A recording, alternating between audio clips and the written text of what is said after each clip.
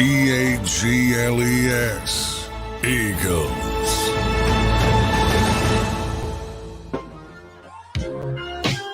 Let me start off by giving love. Tyler, Nafiz, Fitness Rebel, Cedric, M. Reyes, Brandon, Daz, Tyler, Mood Swing Bella, Decoy.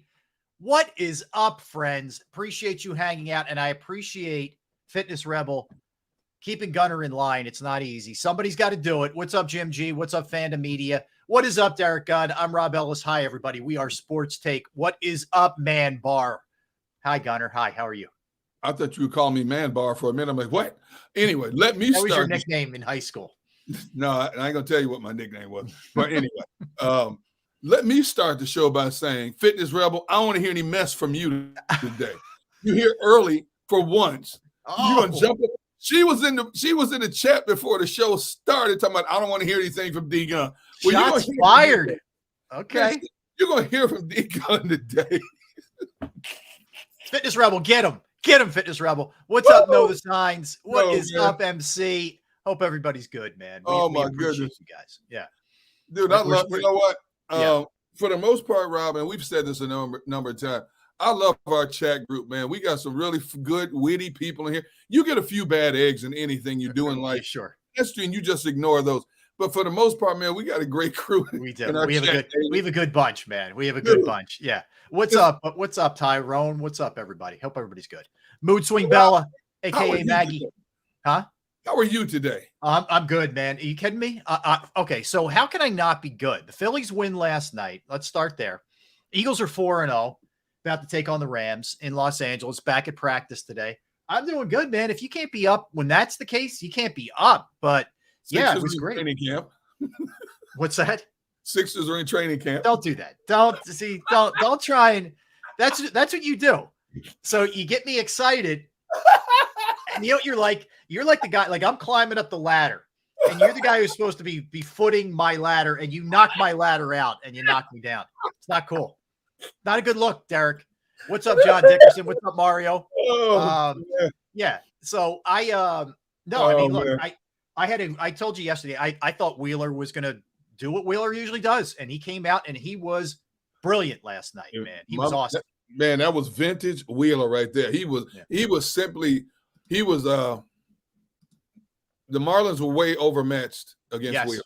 That's a good way to put it. Yeah. They were overmatched, and man, what did we project? If he gave us 7 innings, 2 runs, we'd be good. Oh, he exceeded that. And then some. You got to know it.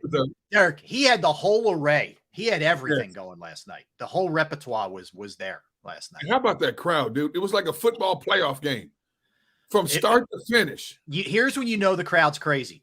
Skip Schumacher made mention of it. The Marlins manager after the game basically said, yeah, it was loud like that. Yeah. Because here's the thing, man, I swear to God, I went to a game. So my mother-in-law lives in Pompano Beach, right? Okay. So we went down to visit her summertime. And I'm like, this was maybe 4 or 5 years ago. The Marlins had just opened that new park. It was pretty new. I don't know if it was the first year or the second year. Okay. So, we had a night where we weren't doing much. I'm like, let's take a ride over. It's probably, I don't know, an hour, 45 minutes from where she lives, something like that. I don't know.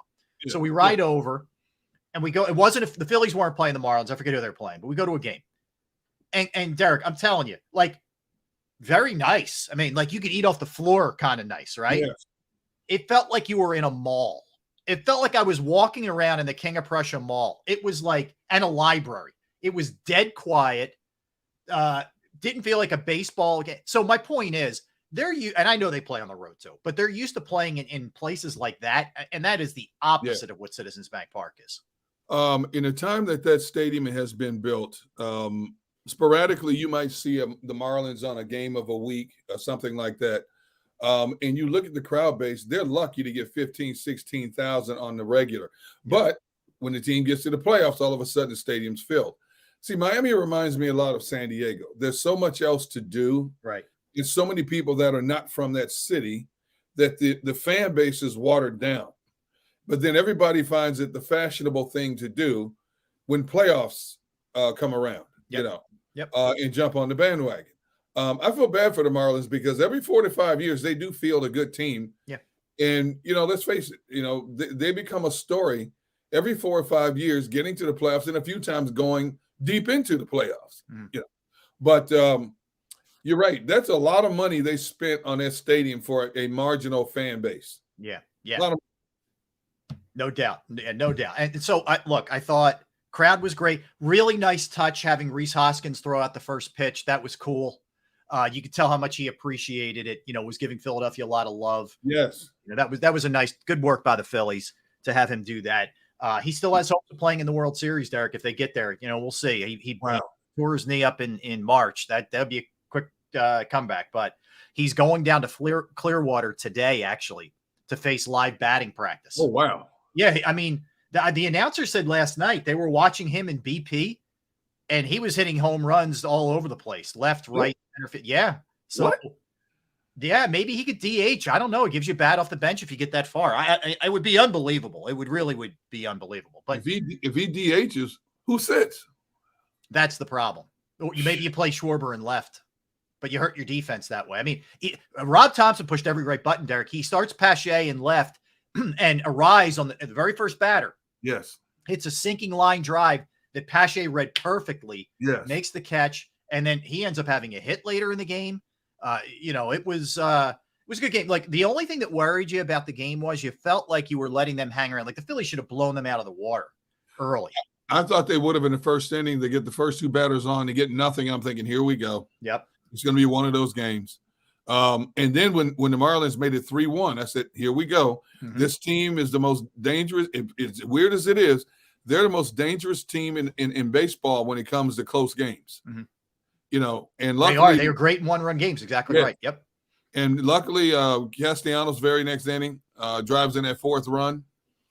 The defining moment for me in the game, or the highlight for me, is when Bryce Harper runs through the stop sign and scores, and he pumps his fist at the plate. You'd have thought they won the World Series that game. I'm like, because Schwarber was held up earlier, and you could tell Schwarber was frustrated by it. Yes. The third base coach looked at him and talked to him. But Harper said, you ain't stopping me. No. He took off, and the crowd goes nuts. He gets up pumping his fist. MC says, I wish I watched baseball. Y'all make it sound too exciting. MC, do yourself a favor. Jump on the bandwagon and just watch the Phillies run during the playoffs. Yeah. That's all you got to do.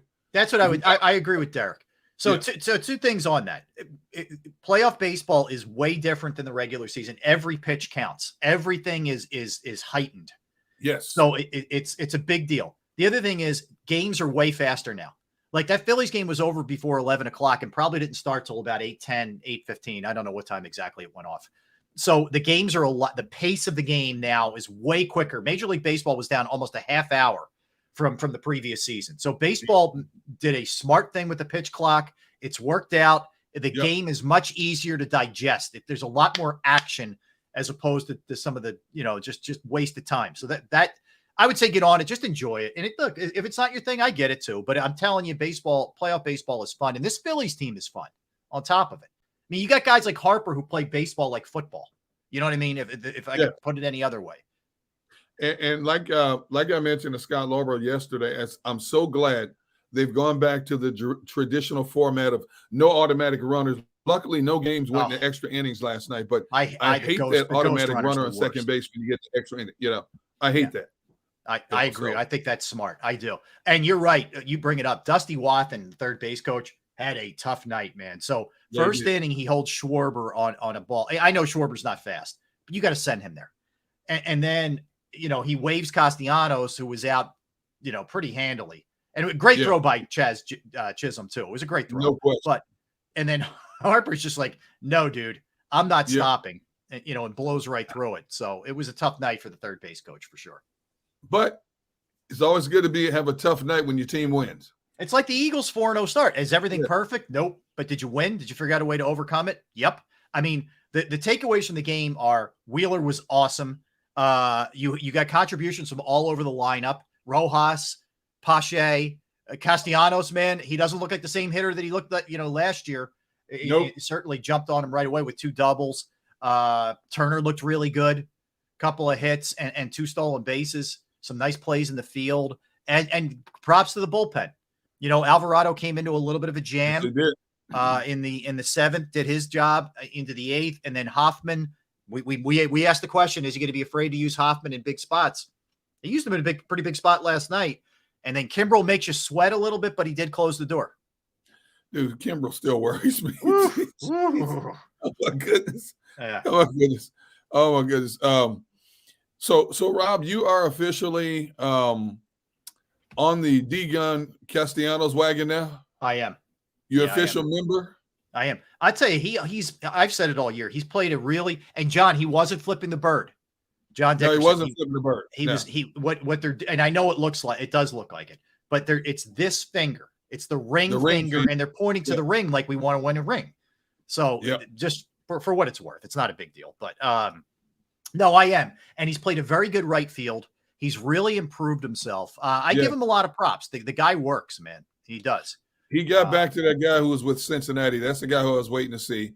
We saw that in the latter stages of last season, and it's carried over for the most part all of this season. He has been Mr. Steady, both at the plate and in the field for this team all season long.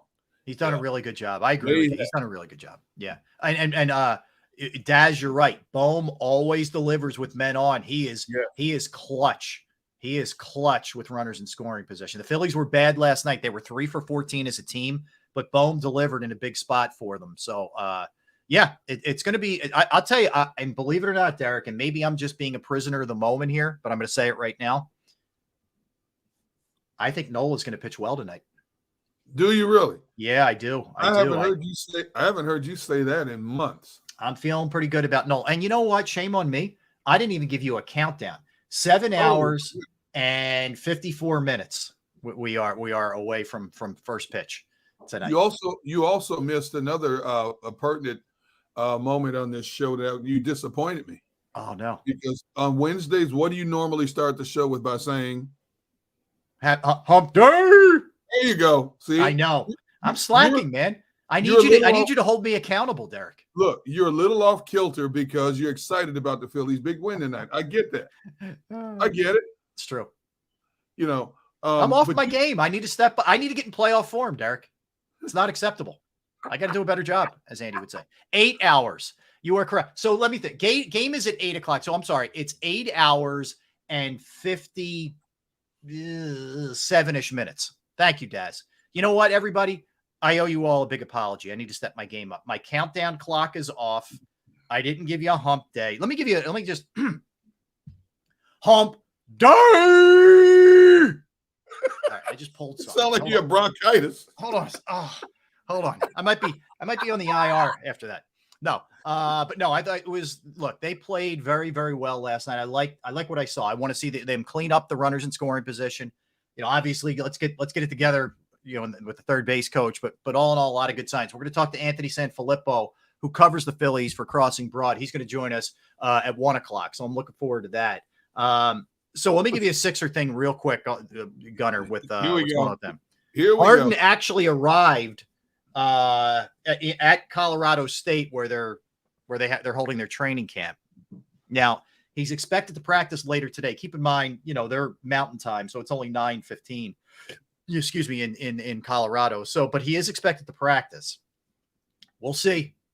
We'll see where that goes. How do you walk into that facility after what you've done this summer? How do you do that?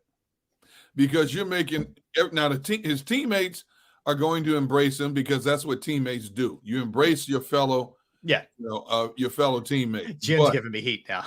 I know. John Dickerson says Rob is the first guy to pull a groin from Chapel. Oh my God! Yes, it's true. It's true. All right. But how do you walk into that facility after all the venom you spit out this past summer towards management? Now you know Morey's going to be there. You know Elton Brand's going to be there. They're all going to be there. So do you have a closed door meeting first before he steps on the court, or do you just stay away from him altogether? That's a very touchy situation, especially for Morey. How do you approach this? Because anything that you say to James Harden or James Harden says to him is going to escalate. Honestly, Derek, if I'm Morey, if I'm anybody from the front office, I'm staying away from him. I think Nick Nurse just has to say, hey, look, hey, man, I get you have your issues. You're still a Sixer. I just need everything you got. You know, and it'll benefit both of us. If you play well, it helps the team. If you play well, it helps your trade options. But I need you. I can't have you being a distraction here. I honestly, that's what I would do. I would have Nick. If I'm Nick, I talk to him. If I'm anybody else, I just leave him alone. I think that's the best way to go with this thing. If you're the Sixers, and obviously, like you said, the players are all going to give him love. They look at it like it's a business. And you already heard Pat Beverly say it. Hey, when he gets here, if he comes, he comes. He's our teammate. Yeah, gives a traditional teammate answer. But how do you approach him if you're Nick Nurse in terms of when you're trying to implement your new offensive and defensive concepts? And every coach, I don't care what level it is, there's a point in a practice, you stop, you yell at everybody, you point out, James, I need you over here, and Embiid, I need you over here. How much of that will James take before it's like, who you think you're talking to? That kind of stuff. See, I almost wonder if I think it's an advantage that Nick Nurse, like if it was still Doc, then it might even be more of an issue. Like Nick's just basically like, he's got to say to him, like, dude, I'm here. I'm trying to establish a culture. I want to win. You know what I mean? I think you have to just level with them and just say, I get your situation. I understand, the business part of it. But as long as you're property of the Sixers, I need you here, man. I think what else can you do, Derek? I mean, beyond that, if you try to level with him man to man and he still wants to act like a jerk, then it's just like, there's nothing you can do. You try to be upfront with the guy. You try to be straight up with him. And if he still wants to act like that, then that's on him at that point. I've seen this happen too many times, Rob.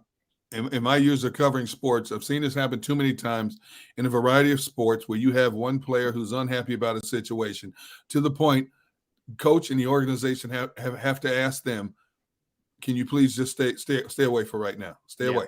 Yeah. Prime example, look at what's going on with Chicago with Chase Claypool. Exactly. They told him to stay home Sunday. Bears have to play Thursday night. They told him don't even show for the game Thursday night. Yeah. I've seen this happen too many times. Mm-hmm. It's a very uncomfortable situation for all parties involved except the one entity that created this problem. Yeah. See? Yep. Now, if he is a real professional, even though whether he believes Morey lied to him or not, whether he's unhappy that he didn't get traded or not, the bottom line is you're getting $35 million to play a season of basketball. Yep. And you're playing for a team that has a very good chance, not only get to the playoffs, possibly get past the second round. I don't see it happening with the way Milwaukee and Boston have stacked their roster now, but there's a chance. As we know in playoffs, sometimes the best team doesn't always win it. True. And the team gets hot. Yeah. So in the bigger scheme of things, I don't care what your feelings are. I don't care if you're playing in Beirut. You're playing in Beirut, Bangladesh. You're paying me $35 million. I'm happy as could be. Yeah, I think everything you said is, man, dead on. The only thing that I would add to that is you don't have many years left here playing basketball. Like, is this how you want to go? You want to do this now at 30 some odd years where you got maybe 2 or 3 years left in the league? Yeah. So, but I don't know that you can appeal to him on that level, Derek. I don't know. I mean, maybe he fools us all and he comes in and he just keeps his mouth shut and he keeps his head down and he plays like a pro. If he does, I'll give him props, but I don't see it happening. I think he's going to be a distraction. I do. I think it may be peaceful for maybe a couple of days, maybe a couple of weeks. Yeah, but see. Something's coming, man. I agree. To answer Decoy Gaming, interesting question. Yeah. Would you guys trade for Claypool? I'm hearing a lot of bad stuff about Claypool. Yeah, I think he's got talent, he's got size, but it's not a coincidence. Pittsburgh kind of ran him out, and now it's what's happening in Chicago. I think there's more than just talent going on with this guy. I wouldn't trade anything significant for him. He's a talented young player. Maybe the culture in Philadelphia, could get him to step in line. A guy who comes in here not expected to do much other than be a third or fourth possible receiver, and he has a chance to be on a team that could win a Super Bowl this year. Yeah. Maybe, you look at where the Bears are. The Bears are going nowhere fast. They're going to be in line for the top pick in the draft next year. But still, you put a bad resume out there in terms of not practicing hard, going through the motions. He gave half-hearted efforts in games when he's supposed to be blocking for running backs, and that's another part of the problem. You're right. It's not just off the field. The on the field effort isn't there. Yeah, good point. Yeah. So Would No, I take? I don't look. I don't think it's crazy. Let me put it this way. I don't. You're right. If you're giving a conditional 7th rounder, I don't know, whatever. Yeah, I mean, Yeah, I would think about. I think about it. I'm listening to anything. Like I know Randy Gregory is about to it be was released. cut by. How is Yeah, Randy Gregory cut by Denver? That's how bad it's going for Denver. Because look at the money they paid Randy Gregory in when Dallas.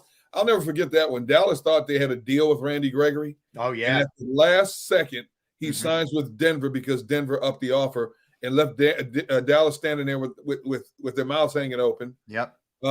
Randy Gregory is a good player, but if Sean Payton got rid of him, see when things are going bad, what's the first thing to do? Coaches identify who the problem is. Yep. Now, is Randy Gregory a problem because he doesn't have it in the scheme they want to play, or is Randy Gregory a problem because he's whispered he wants out of there? See, Mhm. if I was the Eagles, I'd look at him. Yeah. Sure, I'd give him a look. Doesn't hurt to look. I'll tell you this right now.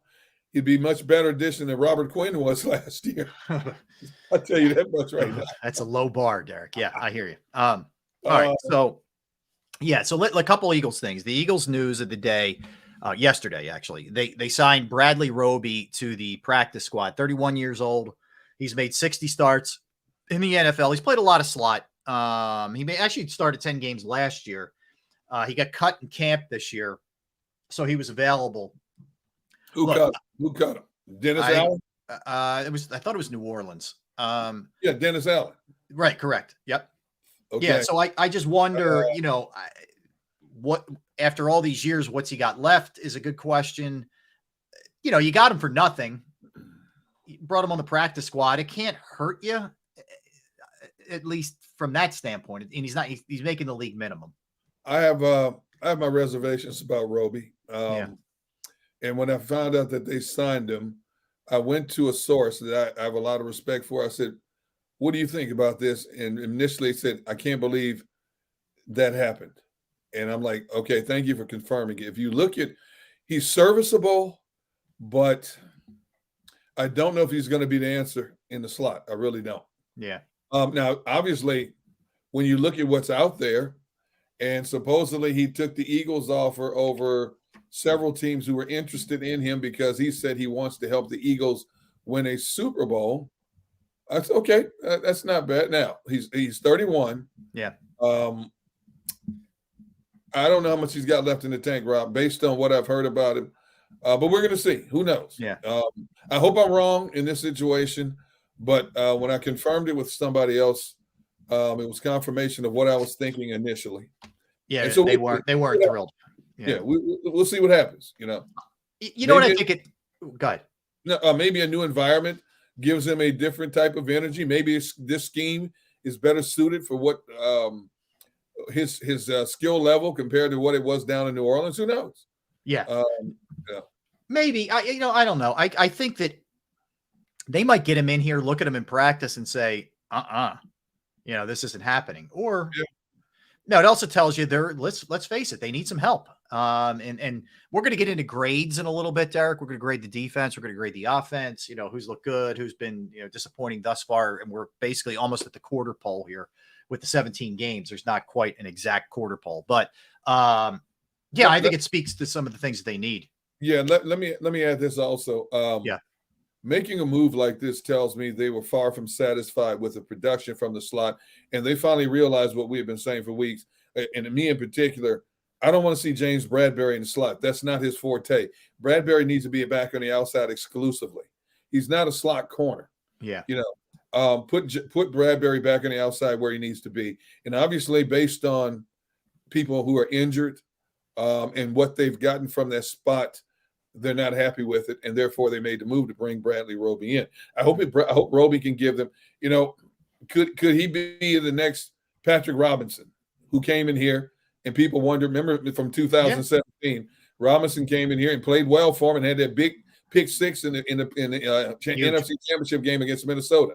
Mm-hmm. Could he beat Patrick Robinson? I don't know. Could he beat GJ? I don't know. But based on everything I've heard, it's a wait and see issue with him in terms of what he has for this defense. All right. Yeah. And if in listening, I went back and listened to Sean Desai yesterday after the show, and he was asked about Bradbury being in the slot. And you could even tell, like, again, I'm sort of just reading between the lines, but it seemed to me like he was intimating that they even felt like they had Bradbury in the slot a little bit too much. So I think they ideally want to get him back outside, obviously with Slay, and they're still trying to. That's a work in progress. That slot position. That was a big loss. Avonte Maddox is you know, when you. Yep. Yeah, I mean, just simply because of what he does, it's not an easy. So many teams use 3 wide out, 4 wide out sets now. You need at least 3 good corners, and that's a tough one. It's a tough break. Moving Bradbury to the slot, weak in the outside, because Job, and this is not a knock against Job. Job is just inexperienced. Yeah, he's young. He's weak in the outside, and they finally realized we need Bradbury where he's best suited for what we run here, back on the outside. So now it's by trial and error. Now, when Sidney Brown gets back, maybe Sidney Brown is the slot guy. Who knows? But he's not quite healthy yet. We'll see this week if he's healthy enough to play against the Rams this coming Sunday. But now it's a trial and error. By making this move, it tells me that the Eagles are going through trial and error in terms of trying to find somebody that can come close to holding that spot down. Yes. Yep. All right, let's get a timeout. Let's do those grades when we come back, Derek. As I mentioned, Anthony Sanfilippo is going to join us at 1 o'clock to further the Phillies discussion. But when we come back, we're going to grade a couple things. We'll start with the offense, okay? And, first, we're going to name who's the MVP through 4 games for the team. We'll give coaching grades out. And that includes Sirianni and all the coordinators. We'll give Jalen Hurts a grade. Running backs, receivers, offensive line. We'll do that. Then we'll look over at the defensive side after that. So we'll do all those things. We've got our usual NFL segment as well. A lot of stuff on baseball, some other things that we'll do throughout the course of the day. So we got a lot in store for you. And if you're just hopping on for some reason you missed earlier this week, we're now 11-2 every single day, 11 Eastern to 2 Eastern, as opposed to 12. And tell a friend. Tell a friend. And hit the like button. Thank you guys yesterday for hitting that like button. Keep hitting that like button. You know what? Chris D, Fitness Rebel, stay on them. All you guys, John Dickerson, stay on them about hitting the like button, man. The more likes, it's not an ego thing. The more likes, the more exposure the show gets. It's better for all of us. So that's what it amounts to. All right. So we'll be right back. Don't go anywhere. One question real quick. Yes. I got to answer this question. John Dickerson, question of the day. Has Trish bought the Halloween candy yet, and how much has D-Gun eaten so far? Oh, boy, that's a good question. First of all, she has not bought the Halloween candy. Therefore, John, I've had none. Okay? My suggestion to Trish would be get it October 30th at midnight and hide it. That way there'll be some left for the kids. That would be my suggestion. Thanks, Rob. I appreciate it. Thanks, Rob. Although I will say I do have a weakness for the Reese cup, the mini Reese cup. The mini Reese cup. I like the Reese cup in the freezer. I like it in the fridge. It's my God, it's so good. Yes. So good that way. Yeah, I'm with you. You see, you and I again right here. Yes. Right here. Yes. Oh, now you got me. Now I'm craving a little. All right. We'll see if we get through this.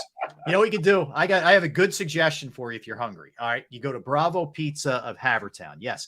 Bravo Pizza of Havertown. Been going there since I was a kid. They've been family owned since 1985. You got Alex, who Derek got a chance to meet on Sunday. You got Alex and the crew in there 7 days a week doing their thing. Unbelievable choices. So Bravo Pizza of Havertown has 20 different styles of pizza. Slices to go. They have the upside down, which I love, aka the grandma. They have specialized pizza any way you want it also. But you're not up for pizza. They have pasta, sandwiches, wraps, wings, also salads. All right. And Bravo Pizza of Havertown is committed to the community. They have fundraisers for charities, schools, little leagues, where the proceeds go to those organizations. You could follow them at the Bravo Pizza of on Instagram and Facebook for daily specials and promotions. They are located at 1305 Westchester Pike in the Manoa Shopping Center in Havertown. 1305 Westchester Pike, Manoa Shopping Center, Havertown. You can give them a call right now, 610-446-3810, 610-446-3810, Bravo Pizza of Havertown.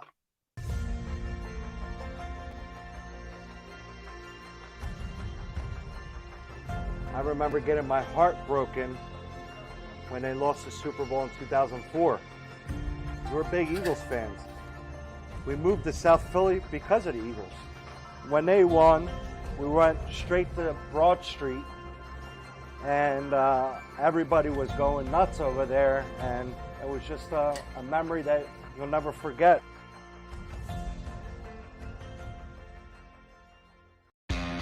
Go to get your game on. Go for the beers. Go for the cheers. Go for the hit and the hits. Go for the stakes and the stakes. Go to get your parlay on. Go to get your party on. Go for the scene. Go for the screens. Go for the gallery. Go for the win. Go to Ocean. Visit theoceanac.com to plan your visit. At Pond Lehocky, we've recovered billions of dollars for our clients, and we're confident we can do the same for you. With over 250 years of combined courtroom experience, we've helped over 100,000 injured clients obtain some of the largest settlements in Pennsylvania. One conversation is all it takes to help you and your family get back on track. If you've been injured in an accident, give Pond Lehocky a call.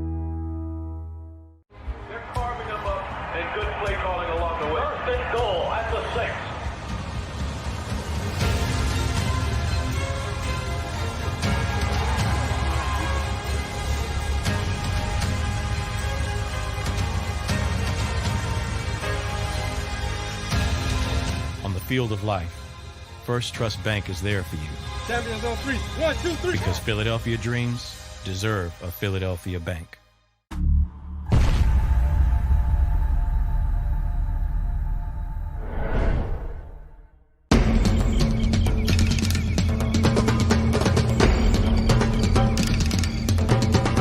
Staffing is not easy, but that's what we do every day, all day.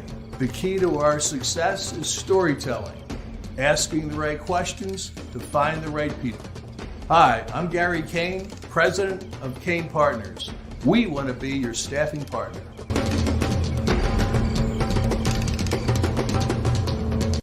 Since 1977, it's always been about you, the community, at Rafferty Subaru. And through the Subaru Love Promise, we prove we care by supporting charities like So Good Now. So Good Now helps kids in under-resourced areas by connecting them with student athletes to serve as mentors. We remove barriers so athletes can help youth in the corners of our communities where light and love are needed most. When you choose Rafferty Subaru, you help organizations like So Good Now. It's all about you at Rafferty Subaru. Do you stream on a Roku, Fire Stick, Google TV, or Apple TV? Now you can watch 6ABC 24/7 with the 6ABC Philadelphia streaming app. And the big story on Action News? Search 6ABC Philadelphia and start streaming today. EAGLES, Eagles.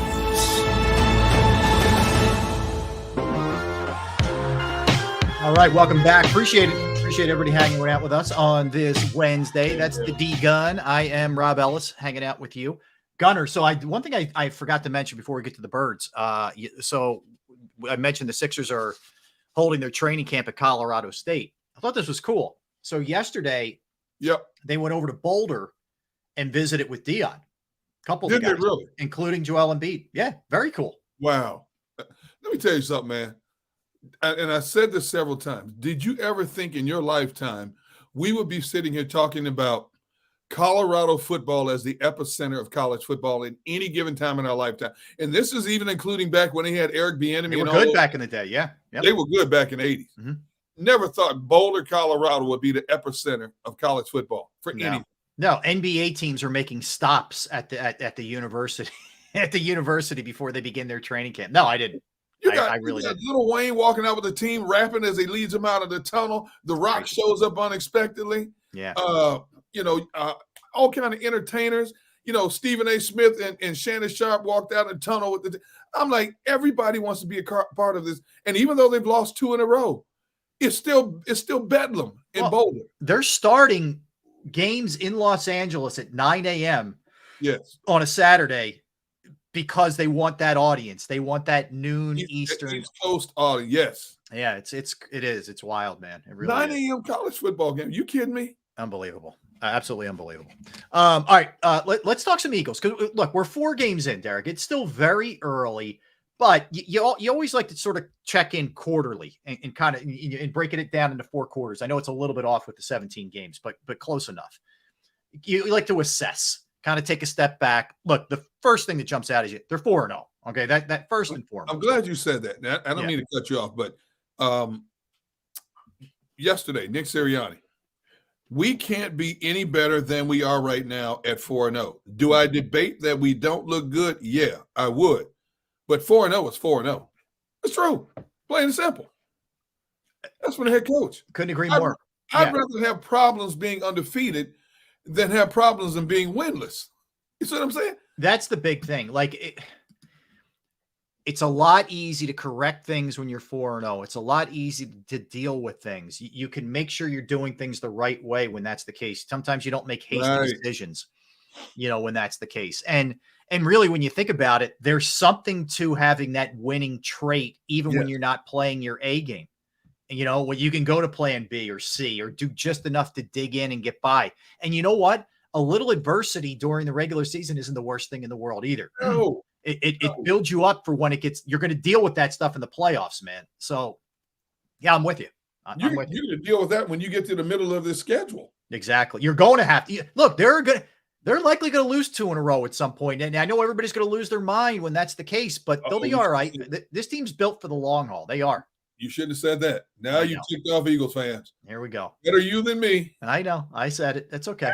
I could take the heat. No, but I think too, the other thing that definitely is the bottom line. But we've seen too, they can win in a variety of ways. They can win throwing the ball like they did against Washington. They can win running the ball like they did against Tampa and Minnesota. They can take the ball away, which they were doing really early in the season very well. The defensive line we know is strong. So there's a lot of different ways that they can beat you. All right, but so let's look at this, Derek. So we are through 4 games. Yep. If I said to you, who's the team's MVP? Oh, geez. Because think about it. Last year, you remember every question we had last year, we'd say, all right, excluding Jalen Hurts, because it was just such a runaway with that, right? Yes. I'll give you my answer, but I want to hear yours first. But I will tell you, mine is not Jalen Hurts. But who would be your MVP through 4 games? Man, you're putting me on the spot here. It's not easy. This is why I think it's interesting, because you could go a lot of ways. I would have to say, if you're going to twist my arm, DeAndre Swift? That's who I would go with. It's crazy. That's who I would go with too, because I think I don't want to say single-handedly because it wasn't single-handedly, but he had a huge influence on the Minnesota win and the Tampa win. Absolutely. Huge. And man racked up over 300 yards rushing in 2 games. Exactly. He's number 2 in the league in rushing right now. Do you think that would be the case through 4 games? Nope. So, and I'm also impressed at his style of running. He's not afraid to hit it up the middle. He's not always looking to pop it outside. And he also showed you last week that he can catch the ball. That's another area I think that we knew he was good at that, but they're starting to implement that into the game plan. So, here's the interesting part, though, Derek. I think you can make a case for Swift, for A.J. Brown, for Jalen Carter. Yep. Zach Cunningham. Zach Cunningham's had amazing. Fletcher Cox has been awesome. Yes. Every single game. And I'll throw one. Youth. Yeah. Jake Elliott's been huge. Great money. Yes. 61-yarder, 54-yarder. He's been Mr. Automatic for this team. You're right. There's a whole list, of players we could debate on them being, and Jake Elliott has to be a serious consideration, for that as well. Man, that's a great topic to discuss, but push comes to shove, I'm going to stick with Swift because of what he's done. Now, what he's doing here, I'm not surprised because we saw samples of it in Detroit. We just didn't see it in such an expanded role as he's done here. All of his touches in Detroit were like a specialist, certain downs and distance. He wasn't, carrying the ball 28 times a game, stuff like that. Mm-hmm. Here, he's had back-to-back great performances. Now, Washington did a better job of corralling him for the most part, but he had a couple of nice plays when they needed him most. Yeah, he's solid. Washington, but he's still solid. Yeah. I'll stick with Sean Payton, DeAndre Swift. Okay. Yeah. And look, the great thing is you could make a case for the rookie, for Jalen Carter. Sure you can. Fletcher Cox, who a lot of people thought they overpaid to bring back, has had an awesome year so far. We kind of knew, what AJ Brown is, but he's actually taken his game to another level. Like, he's on pace to have better numbers than he had last year, Derek, and he had great numbers last year. Yeah, and it's all based on that one game. He didn't get that many looks the first 3 games, but all of a sudden in one game, he just blew up and became the AJ we expected him to be. If he can consistently do that, you're right. He's going to exceed 1496 last year based on the new projections. And obviously we look at projections every couple of weeks to see where they are. Yeah. But yes, if that's the AJ we're going to get the rest of the season, he's going to have close to 1,700 yards receiving. Yeah. And by the way, at the end of the year, if DeAndre Swift plays all 17, his numbers are going to be nasty too. He's just consistent. Oh my goodness. It hasn't flashed as much, but he delivers almost every single week. He's yes. good. Yes. Yeah. He was going to be 1,000-yard rusher, and I didn't think there was any way an Eagle would be 1,000-yard rusher this year. And I still believe as the season goes on that they're going to scale back some of his touches and have Gainwell. They love Gainwell, and Gainwell's going to get, his touches as long as he's healthy. Oh, yeah. And eventually Boston Scott's going to get a few touches and take some pressure off these guys as well. Mm-hmm. But when you look at the numbers he's putting up with the touches he gets, he could possibly have 1,000-yard season. Yeah, no question about it. All right, so that's the MVP discussion. Let's give out coaching grades, Derek. Let's look at Sirianni, Brian Johnson, Sean Desai, and Michael Clay. Look, I'll start with Nick. I'm going A-. I can't drop him to a B when his team's 4-0. There have been a couple of things if he really was the one who overrode Brian Johnson on that running play with Gainwell where it was 3rd and 11, I didn't love that. I'm not holding all that against them, but I'm just saying, like, I think there's room for improvement, hence the A-, but they're still undefeated. So there's no way I can't at least, it could be some connotation of an A, but where do you fall with Sirianni? I'm with you. Have they been perfect? No. Have they had flaws? Yes. But they've adapted when they've had to adapt. They've still found a way to get to this point right now. I can't give him anything lower than an A- right now, even though he knows he's first and foremost. At least he's honest enough to admit it. Do we need to improve in certain areas? Yes, we do. But hey, it's awfully nice to work on the improvements when you're unblemished and when you're winless. So yeah, I'm going to go with you and say A- as well. Okay. Let's go Brian Johnson then. Let's stay there on the offense. I would say, Brian, I would probably go B- only because I've only seen one game out of the 4 where the passing game felt like it was clicking. I like where I'll give him credit is he saw that the running game was effective. He went to it and he pounded it. I love that. He didn't try and get cute with it. He just rode it. But Dallas Goedert being as quiet as he is, not feeling like Jalen is totally in a rhythm right now. Again, it's early. I get it. I'm going to go B- right now for Brian Johnson. And that's a little bit of a tough grade, maybe because it is his first year. But where do you fall on him? I'm on the teeter-totter between B- C+, because it's an evolving job description for him. We had a lot of questions about his play calling the first 2 games. He got smart and went to the ground game. I'm trying to be lenient with him because I think Jalen has been a part of the problem also. Look at how many open receivers. It's like he's tried to force feed certain receivers, and he has clearly missed wide open guys on the checkdowns. Yep. So I'm not going to put it all on him. There's a good portion of it that falls on him. But I'm going to teeter-totter. I'm going to leave him room for improvement, so I'm going to give him the C+. You went B-, I'll give him the C+. All right. Let's go Desai. We've certainly seen the interior defensive line do their thing. The edges are starting to come along here. The linebackers, I give him props. He's getting more out of Morrow and Zach Cunningham than I thought he was going to get. The back end's been problematic. Some of that's understandable with the injuries. And when you let Epps and, CJ walk, you're going to take a hit. And the Eagles knew that. So I'm going to give him the same grade I gave Brian Johnson. I think he's a B-. And I think, again, could you make a case C+? Yeah, maybe, because they're giving up a lot of points. They're bottom tier of pass defense and all those kind of things. Where are you with him? The front line has been on point. The linebacking play has come on the last 2 games, because you don't even have a true middle linebacker with Nakobe Dean out there, but the guys that you've asked to fill that spot have done it admirably. The pass coverage is a problem, and I think it's going to continue to be a problem. But when you've mixed in the amount of youth that they're mixing in, and of course you've had to mix and match because you've had injuries on your defense as well. But they look at the volume of turnovers they've generated through 4 games. I'm going to put him in. They're still one of the top run defenses. I'm going to give him a B. I'll give him a solid B. Okay. He's not afraid to blitz. He's not afraid to bring the extra attacker. We've seen that. I don't know if the pass coverage will ever get any better than what it is. I don't care who they bring in, because you're also playing kids that you're preparing for November, December, and the future as well. Mm-hmm.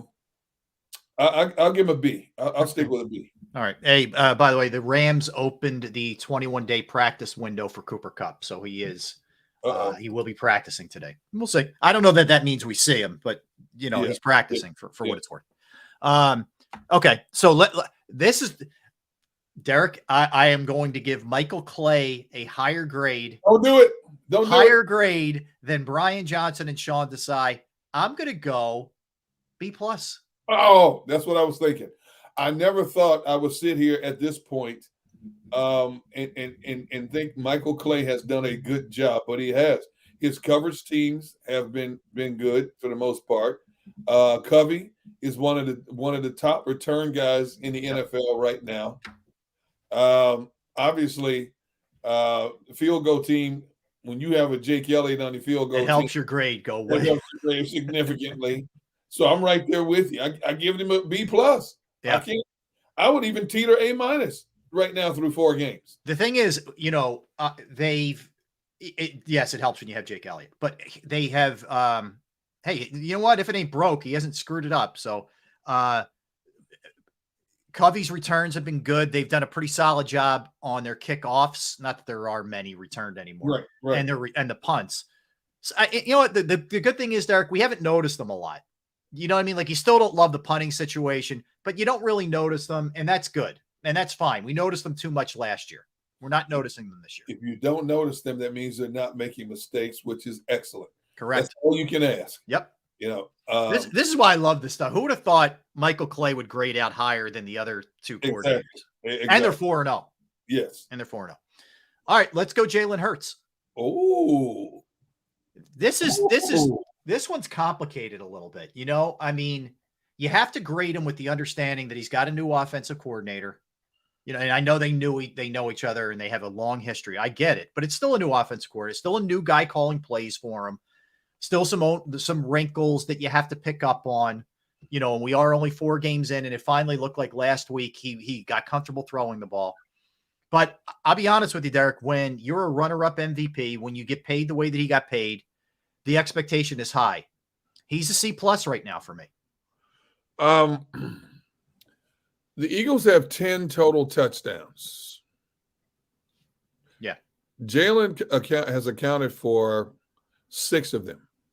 3 through the air, 3 on the ground. Yep. He's completing almost 68% of his passes. He's like 41 yards away from 1,000 yards passing in 4 games. He's had 3 picks. He's running the ball less. He's a better pocket presence. Defenses have done everything they can to contain him and to confuse him. And you've seen signs where he has been frustrated. And basically what he thought he saw when a ball snapped, it's not there. I'm going to give him a B. I'll give him a B because when you account for 6 of 10 touchdowns and you're throwing for almost 68, you're completing almost 68% of your passes, and you're close to 1,000 yards, even though you haven't been perfect. Those are still good numbers. So I'm going to hit him with a solid B for right now. Okay. All right. I'm sorry to jump around, but let me just give you more of an update. So Diana Rossini of The Ringer. Yep. Cooper Kupp is pushing to play against the Eagles. The Rams, of course, want to use Kupp on those deep over routes, and we'll test it out to see if they can get him up to max speed. The better news is, and this is what she's saying, I'm told the injury is not as serious in terms of long-term as initially feared. All right. So again, if you're asking me, I think he plays. You're asking the same thing. Yeah. You put him out there. You put him out there, and with this kid, Paku. Yeah. And Tutu Atwell. And Higbee, that's a good. You're getting 3-4 guys who are legit.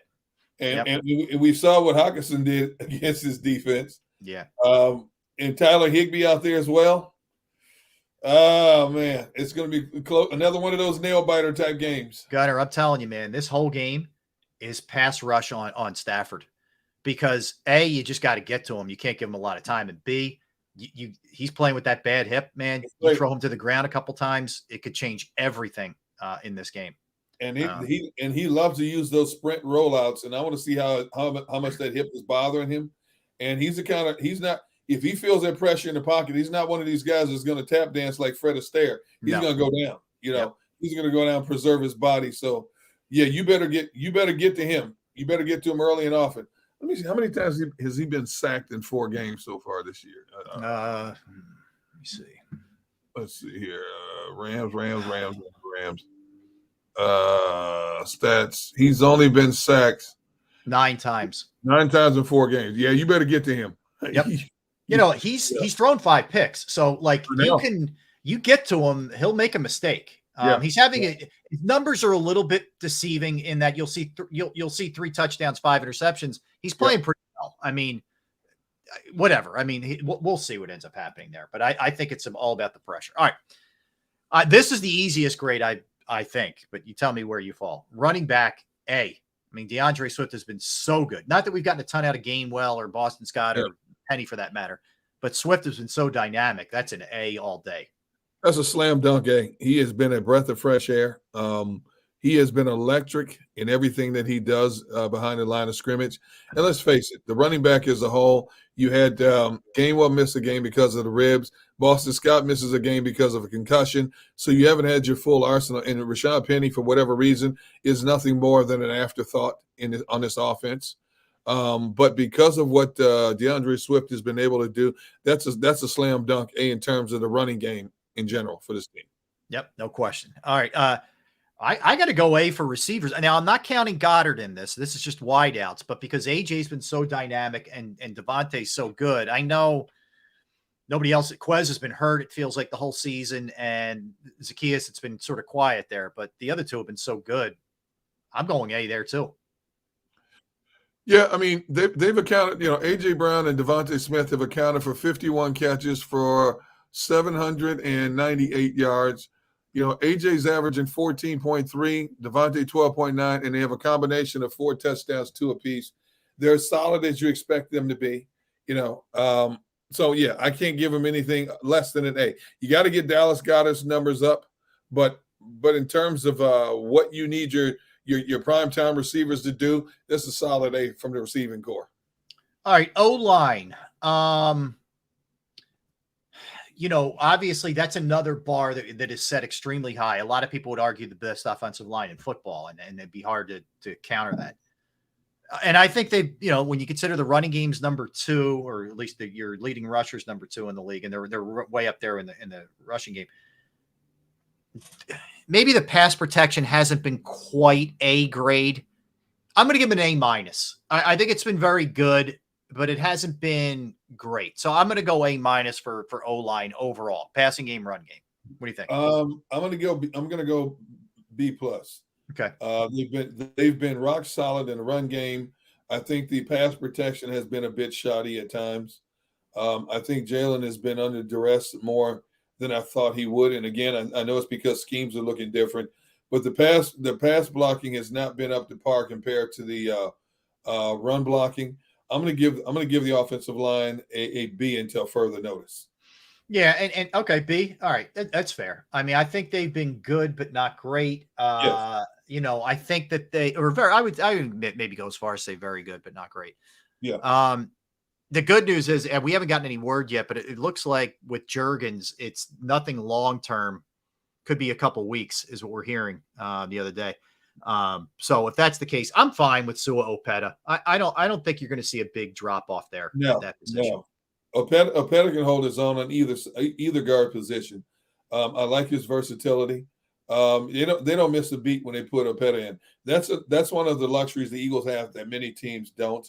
When you drop a starter, you can insert a backup on this team, and 9 times out of 10, it's not going to be that much of a glaring weakness, if any. And I think Opeta has been solid since he's been in there. And like I told you the other day, what I was told was a minimum 2 weeks for Jurgens. But the good thing is that it doesn't look like the Liz Frank injury, which means, you know what that means? That means you could be out for weeks or a month. Liz Frank is bad. That's bad So news. that's the good news about it. So okay. All right.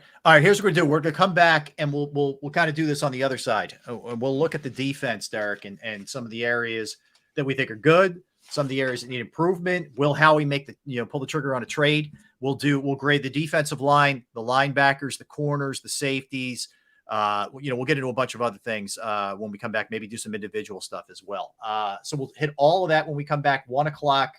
Anthony Sanfilippo from Crossing Broad. We'll talk Phillies with Anthony. We'll do our NFL segment coming up at 12:30. So we got a lot to do between now and then. Don't go anywhere. That's Derek. I'm Rob. We're Sports Take, JAKIB Sports YouTube Network. I'm going to tell you right now about Jim Murray and Principal Financial Group, because it can be challenging. It can be difficult finding the person to trust, the person who knows what they're doing with your finances, right? And I went through a lot of people earlier in my earlier years. And I wasted a lot of time and a lot of money, frankly. And when I found Jim Murray and Principal Financial Group, it changed everything for me, whether it's retirement planning, 401k review, insurance review.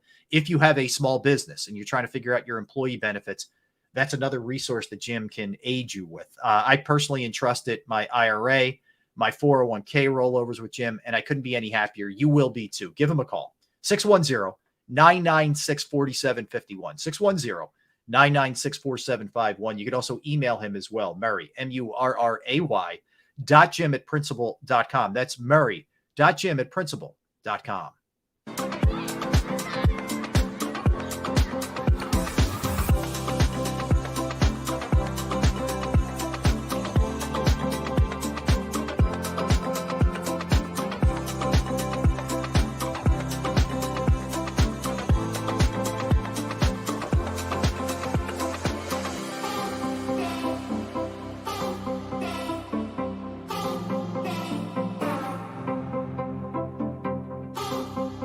If you own a company and you're not producing a podcast, you're missing out. The public consumes messaging when they're ready. Join the professional podcast network of companies and let JAKIB Media Partners put you in the podcast arena. Come to our professional studio, or we'll come to your place of business and professionally produce your company podcast. Call JAKIB Media right now at 267-261-3428. 267-261-3428.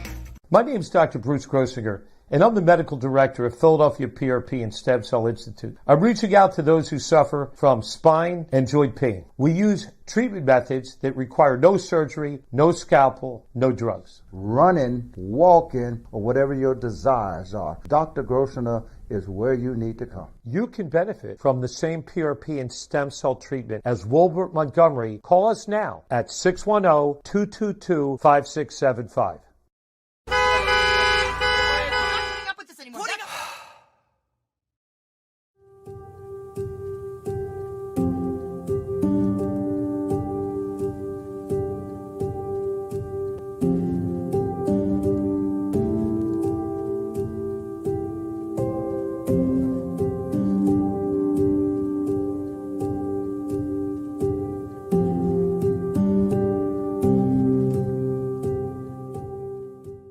Score and save in southeastern PA and Delaware with Colony Pools this football season, and let the experts close your pool with a custom Merlin safety cover in green for the birds. And if you join our Winter Watch team, we'll give you another 20% off, and Colony Pools will handle it all. Keep your tiles on your pool, not in your pool. Fly with Colony right now, birds fans. Visit flywithcolony.com.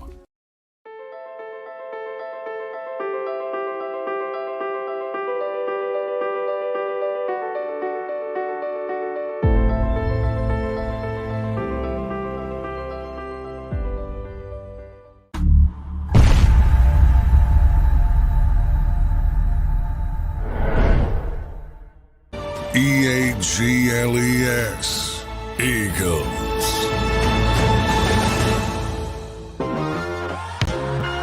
Back. What's up, everybody? Appreciate you hanging out, making us a part of your day or night or morning, depending on where you are, afternoon, morning, evening, whatever the case may be. We are global, Derek, so it could be any time, my man. That is Derek Gunn.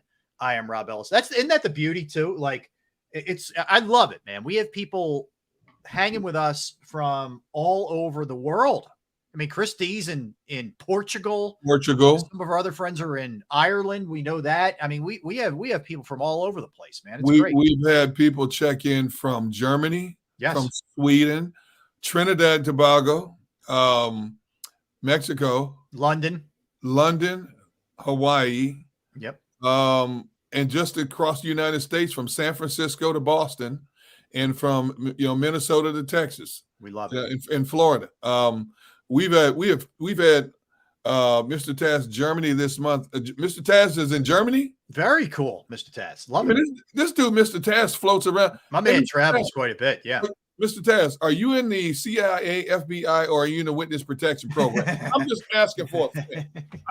Come on, man. Don't get him in trouble. Come on. I'm just saying, the dude, he's in like 20 different places every time we talk to the guy, man. I want to, you know what? Remember the National Enquirer when it was in its heyday? And what was their best commercial? Inquiring minds want to know. No, that's right. And I'm an inquiring mind. I'm a journalist. I need to know, Mr. Taz, are you on the run from the law, man? I'll help you out. He's in Berlin, Germany for work. Okay. Really? That's pretty cool. Yeah, that's what he just said. Yeah, I love it.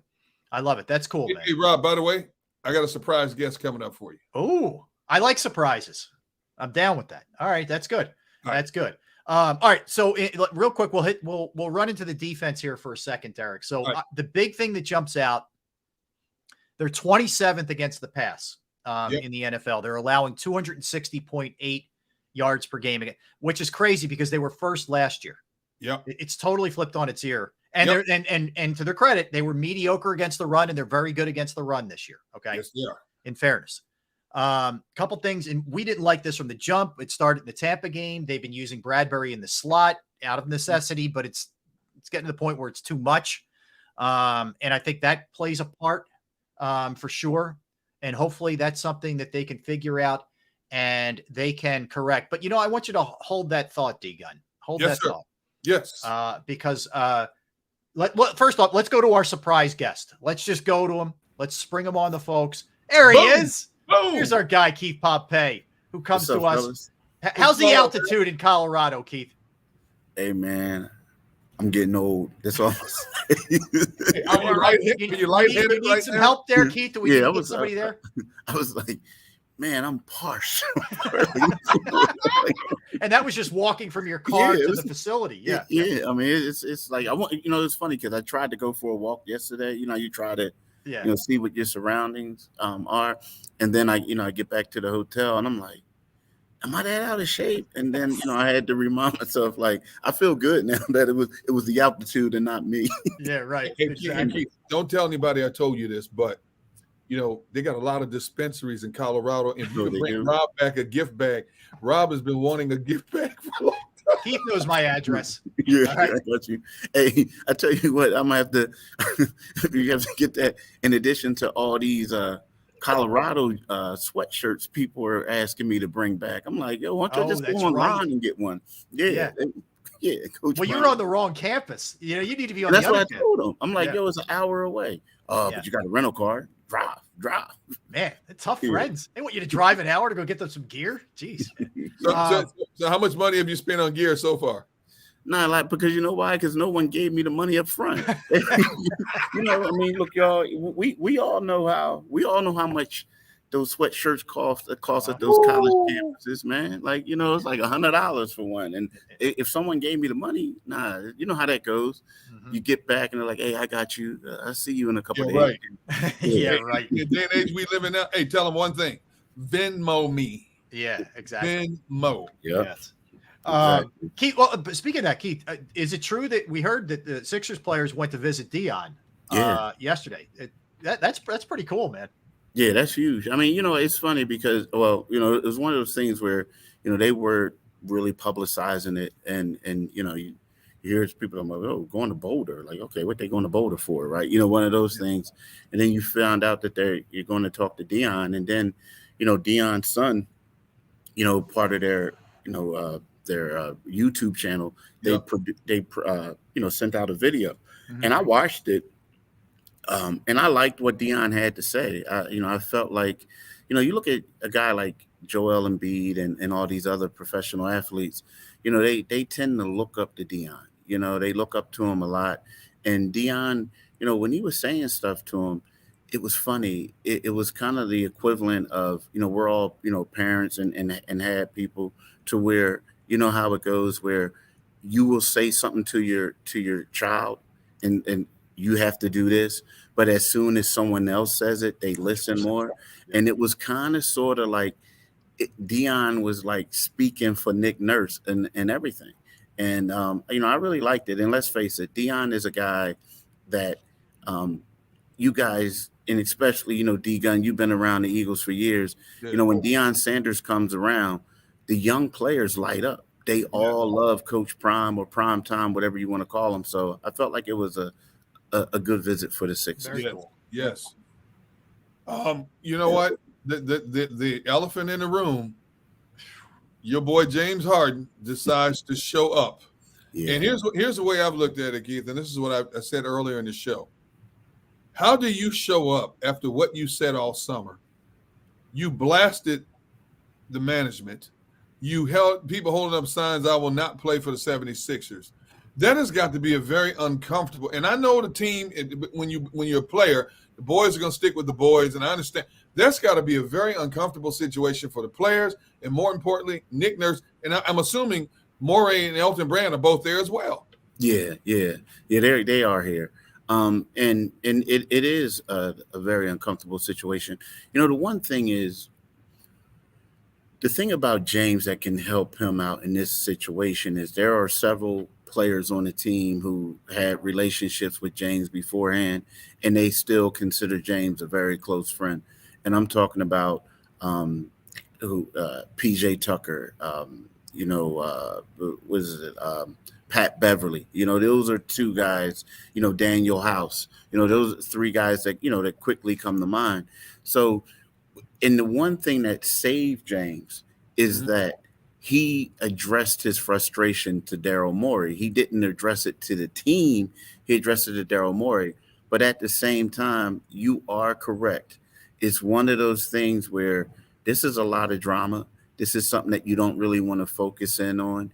And when and you've been through this, for the guys who were here before, they've been through this thing 2 seasons ago, and you don't want to go through it again, especially when you want to win a championship.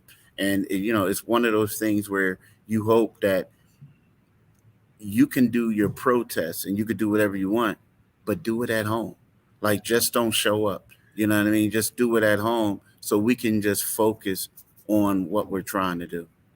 I'm going to throw 2 things at you, Keith, because Derek and I were talking about this earlier. Like, if I'm and you might already have the answer to this, so I'm just speculating here. But if I'm Morey and Brand, I'm probably just kind of leaving him alone. If I'm Nick Nurse, I got to have a conversation like, man, I know the situation. I know you don't really want to be here, but you're here. As long as you're here, I need you to be all in. If you're going to be at these practices, etc., I can't have you be a distraction. Are you on board with that? Number one.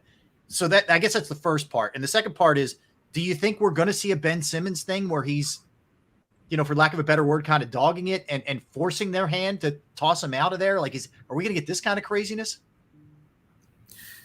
I mean, it's depending on who you read, right? I mean, there's a lot of people, and I'm answering your second question first. Like, there are people like James has came out months ago on Twitter and said, I've been comfortable for a while. It's time to get uncomfortable, right? He said that. And Adrian Wojnarowski, who is like, let's face it, he's the GOAT when it comes down to NBA reporting, nationally, said yesterday that, James Harden is going to try to make this thing as comfortable as possible for the Sixers. And when you look at what he said, you look at when they had the party last week and they still doubled down with the sign saying, Daryl Morey is a liar.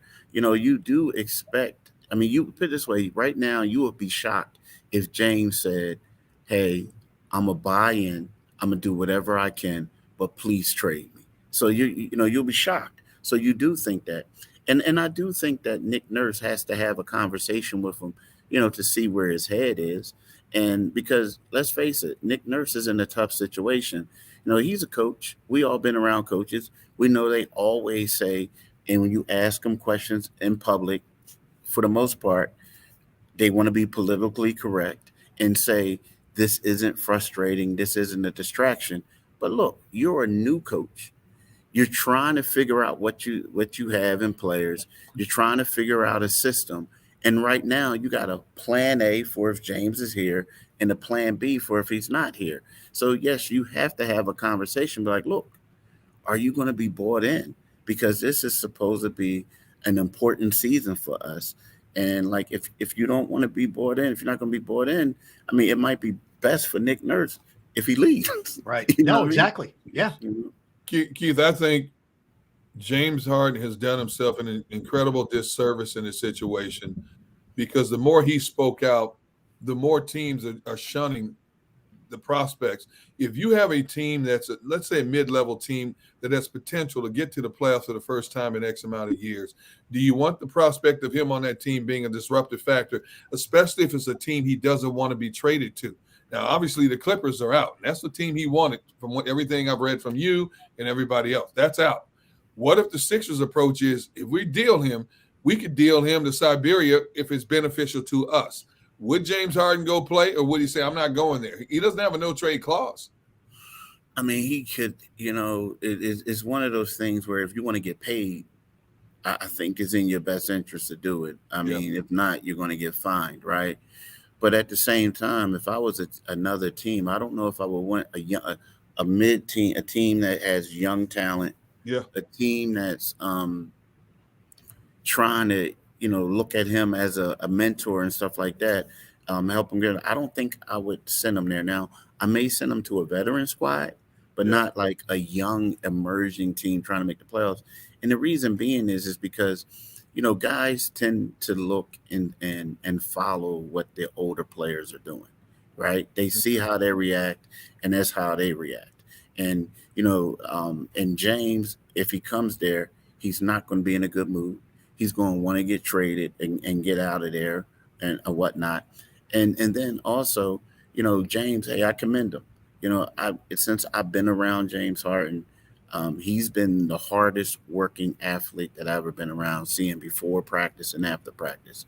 However, James Harden likes to go out. Now, he can do whatever he wants, but that's one of those things. Everyone can't do what he does and still be able to produce the numbers he did on his career. Right. So what happens is you'll have some young guys and they're going to be like, yo, my man James can do it. I can do it. And everybody, it's like the AI syndrome. The young cats couldn't keep up with what AI was doing. Exactly. Remember, they couldn't keep up. Yeah, they couldn't keep up. So you can't do that. Now, the one thing I will say is that, so I guess the thing with the Clippers, if we want to talk about the Clippers, the thing with the Clippers was, it was one of those things. There were some interest, but of course they weren't trying to give up a lot for a guy, who, the way James is right now, they weren't trying to give up a lot for him.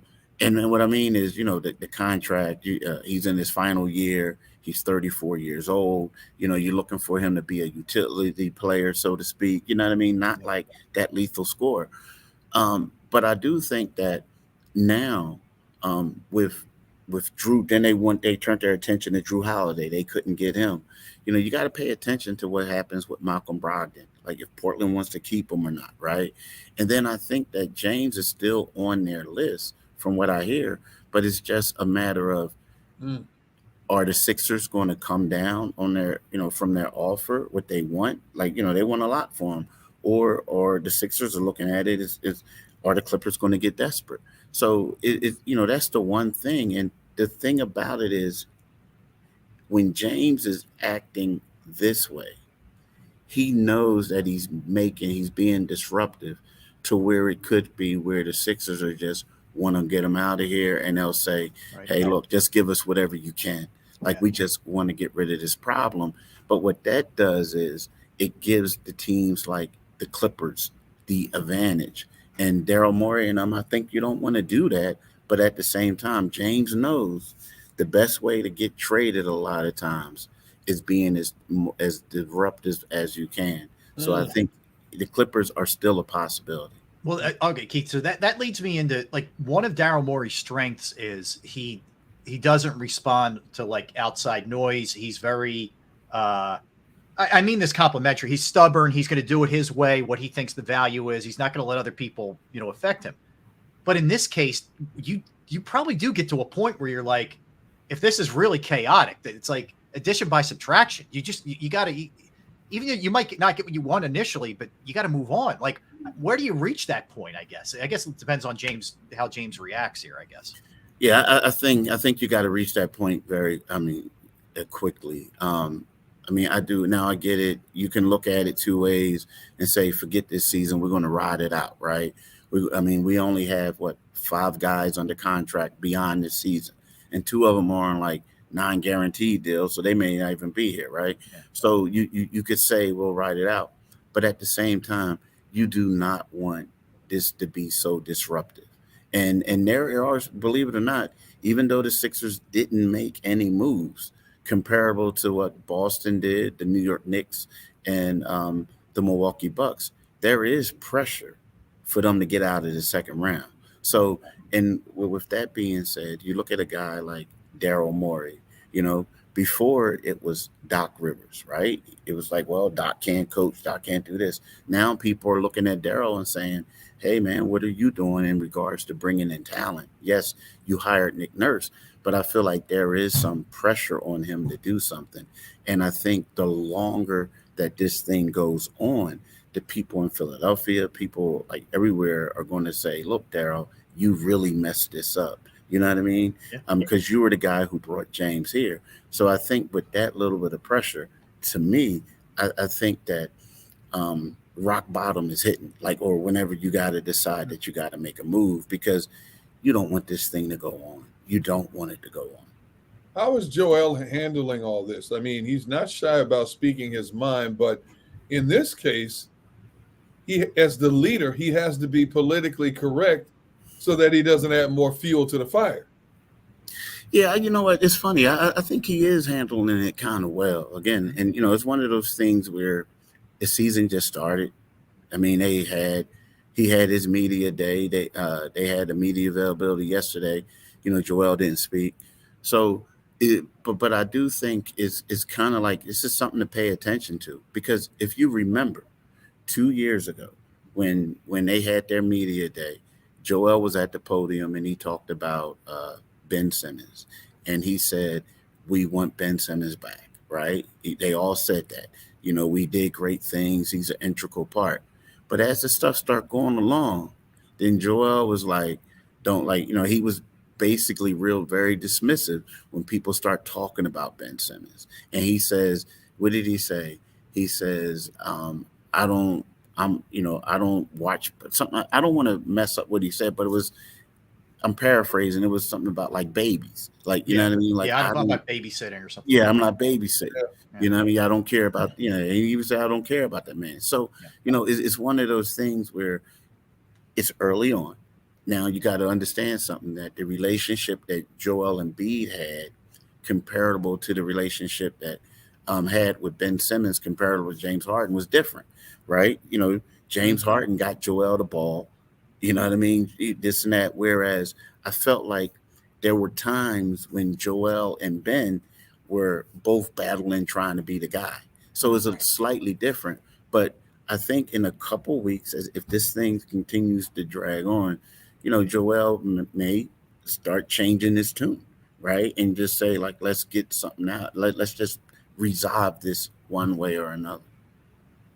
Yeah, it's going to be fascinating. It really is. Let me ask you, last one from me, Keith.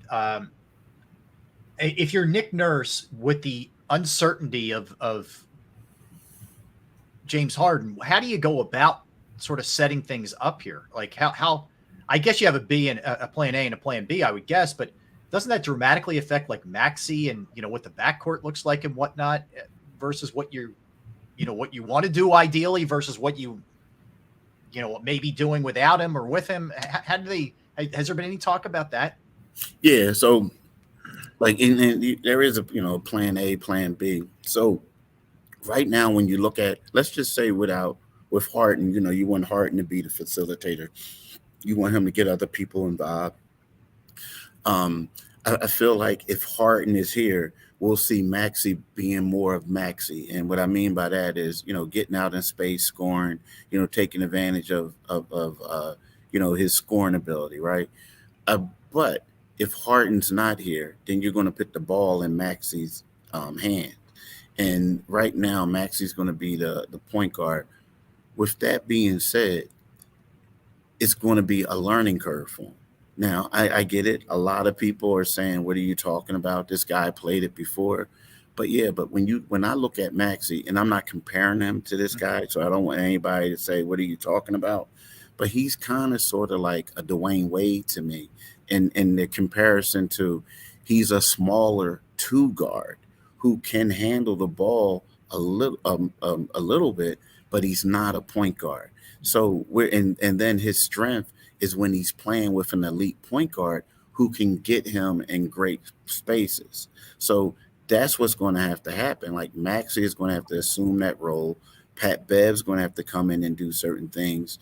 But with doing that, Maxey trying to set up other teammates, what comes is the thing that Doc Rivers really wanted him to hone in is, there's going to come a time where he's going to have to think, like, do I create my own shot, or do I try to feed the post, right? Yeah. Or, like, you're going to have to, like, it's just your traditional point guard stuff. Basically. He can't. I ain't gonna say he can't do it. He has to learn how to do it, right? And you have to do that. But I think that the Sixers, until they get an elite point guard or elite facilitator, I think that they're going to struggle a little bit in that category, because Maxey, in my eyes, is better suited as a two guard who's looking to get his own shots, looking to get out in space, taking advantage of mismatches, not being a traditional guy, trying to feed the post. Interesting. Let me ask you real quick about Pat Beverly, and because I think he's a talented player on both ends of the court, can be disruptive, very verbose, can get inside players' head. Why do you think he's become such a journeyman? He's like with the Lakers, he's with Minnesota, now he's with the 76ers. Why do you think that he is always on the move as of late? That's a great question, because, like, you look at it, he's been playing, like, last couple of years, he's been on 5 different teams, right? You can say that. And it's weird because, I mean, I don't really have the answer. Like, you would say that maybe he could wear on certain teammates. You can say that he's a little bit older now, right? And some teams view him as, like, we want to go this youth movement. But it's bizarre because when you talk to young players, like Mo Bamba wanted to come here because of Pat Beverly. When you talk to the Minnesota Timberwolves, and we know how Jimmy Butler, that went, it kind of went left with the relationship. Well, Patrick Beverly has, like, it could be abrasive at times, right? Really outspoken. They love him. Like, they all love him. So I feel like Pat Bev is good to have in the locker room when you have a bunch of young guys. But maybe he could become, I don't know, because I don't know him, but maybe he can be outspoken to where, like, the veteran guys are like, oh, I'm a max player. Like, you can't tell me this. You know what I mean? I don't know, because there's a lot of young guys that really like Pat Bev. They really they speak highly of him. Yeah. It's good. Keith, listen, we know we popped this on you in the last second, so we appreciate you giving us a couple of minutes, man. Always appreciate your insights and, your time. So thank you, man. Enjoy the rest of your time up there, man. Appreciate you, bro. And get Rob that gift bag, man. Get Rob. Keith knows. We already got that straightened out, man. Yeah, I pay him, unlike his friends who were trying to get free gear off of him. Man, if you get Rob that dispensary gift bag, that dude will eat a whole box of Cheerios in one sitting. I'm telling you right now. Keith, thanks, man. Enjoy your time. Thanks. You good, man. All right, Keith Pompey. All right, let's get a timeout. We'll come back, Derek. We'll do a little hybrid. We'll finish up our defensive grades and whatnot, and we'll do our NFL segment as well, because at 1 o'clock we're going to have Anthony Sanfilippo to talk some Phillies with. So we'll do all that when we come back. Good stuff there with Keith. All right, we'll do that when we get back. So don't go anywhere. Derek Gunn, Rob Ellis hanging out with you on this hump day. All right, Pro Action Restoration. Yeah, Pro Action Restoration. They are the people that you call if you have any kind of issues with water, fire, smoke, mold damage, any kind of that similar damage to a property that you have. They're the best people to call. Pro Action Restoration is on call 24 hours, 7 days a week to assist. I went through this on a Saturday. So I reached out and I'm thinking, I don't know, maybe I can get them today or hopefully they can get here on Monday and blah, blah, blah. You know what? They were right out. They fixed the problem. They cleaned it up. They told us what we needed to do, and everything from there worked like a charm. And I'll tell you, it was a great experience, and the price was right on top of everything else.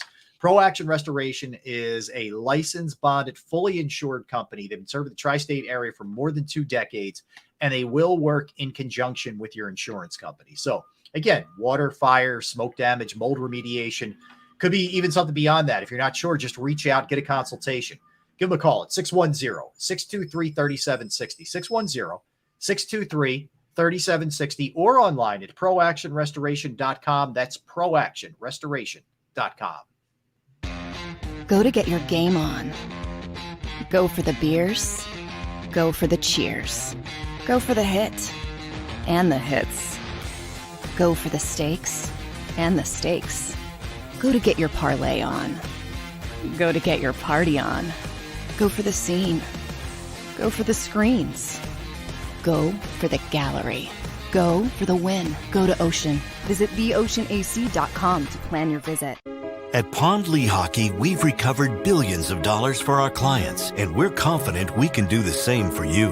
With over 250 years of combined courtroom experience, we've helped over 100,000 injured clients obtain some of the largest settlements in Pennsylvania. One conversation is all it takes to help you and your family get back on track. If you've been injured in an accident, give Pond Lehocky a call. They're carving them up and good play calling along the way. First and goal at the 6.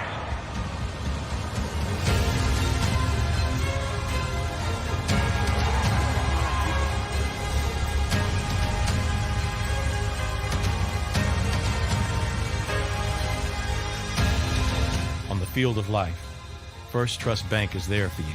Champions on 3. 1, 2, 3. Because Philadelphia dreams deserve a Philadelphia bank.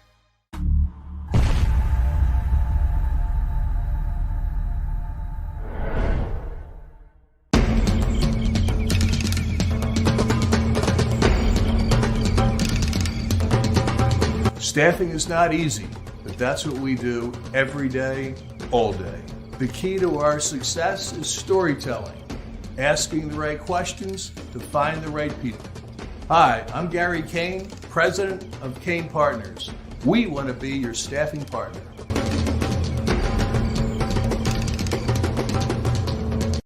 Since 1977, it's always been about you, the community, at Rafferty Subaru. And through the Subaru Love Promise, we prove we care by supporting charities like So Good Now. So Good Now helps kids in under-resourced areas by connecting them with student athletes to serve as mentors. We remove barriers so athletes can help youth in the corners of our communities where light and love are needed most. When you choose Rafferty Subaru, you help organizations like So Good Now. It's all about you at Rafferty Subaru. Do you stream on a Roku, Fire Stick, Google TV, or Apple TV? Now you can watch 6ABC 24/7 with the 6ABC Philadelphia streaming app. For the big story on Action News, Search 6ABC Philadelphia and start streaming today.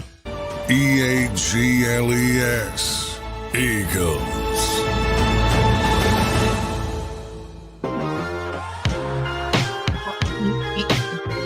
Back. Thanks for hanging out with us. We appreciate it. Derek Gunn, Rob Ellis, Sports Take, JAKIB Sports YouTube channel. So you can always go back and watch our interviews. We just wrapped up with Keith Pompey.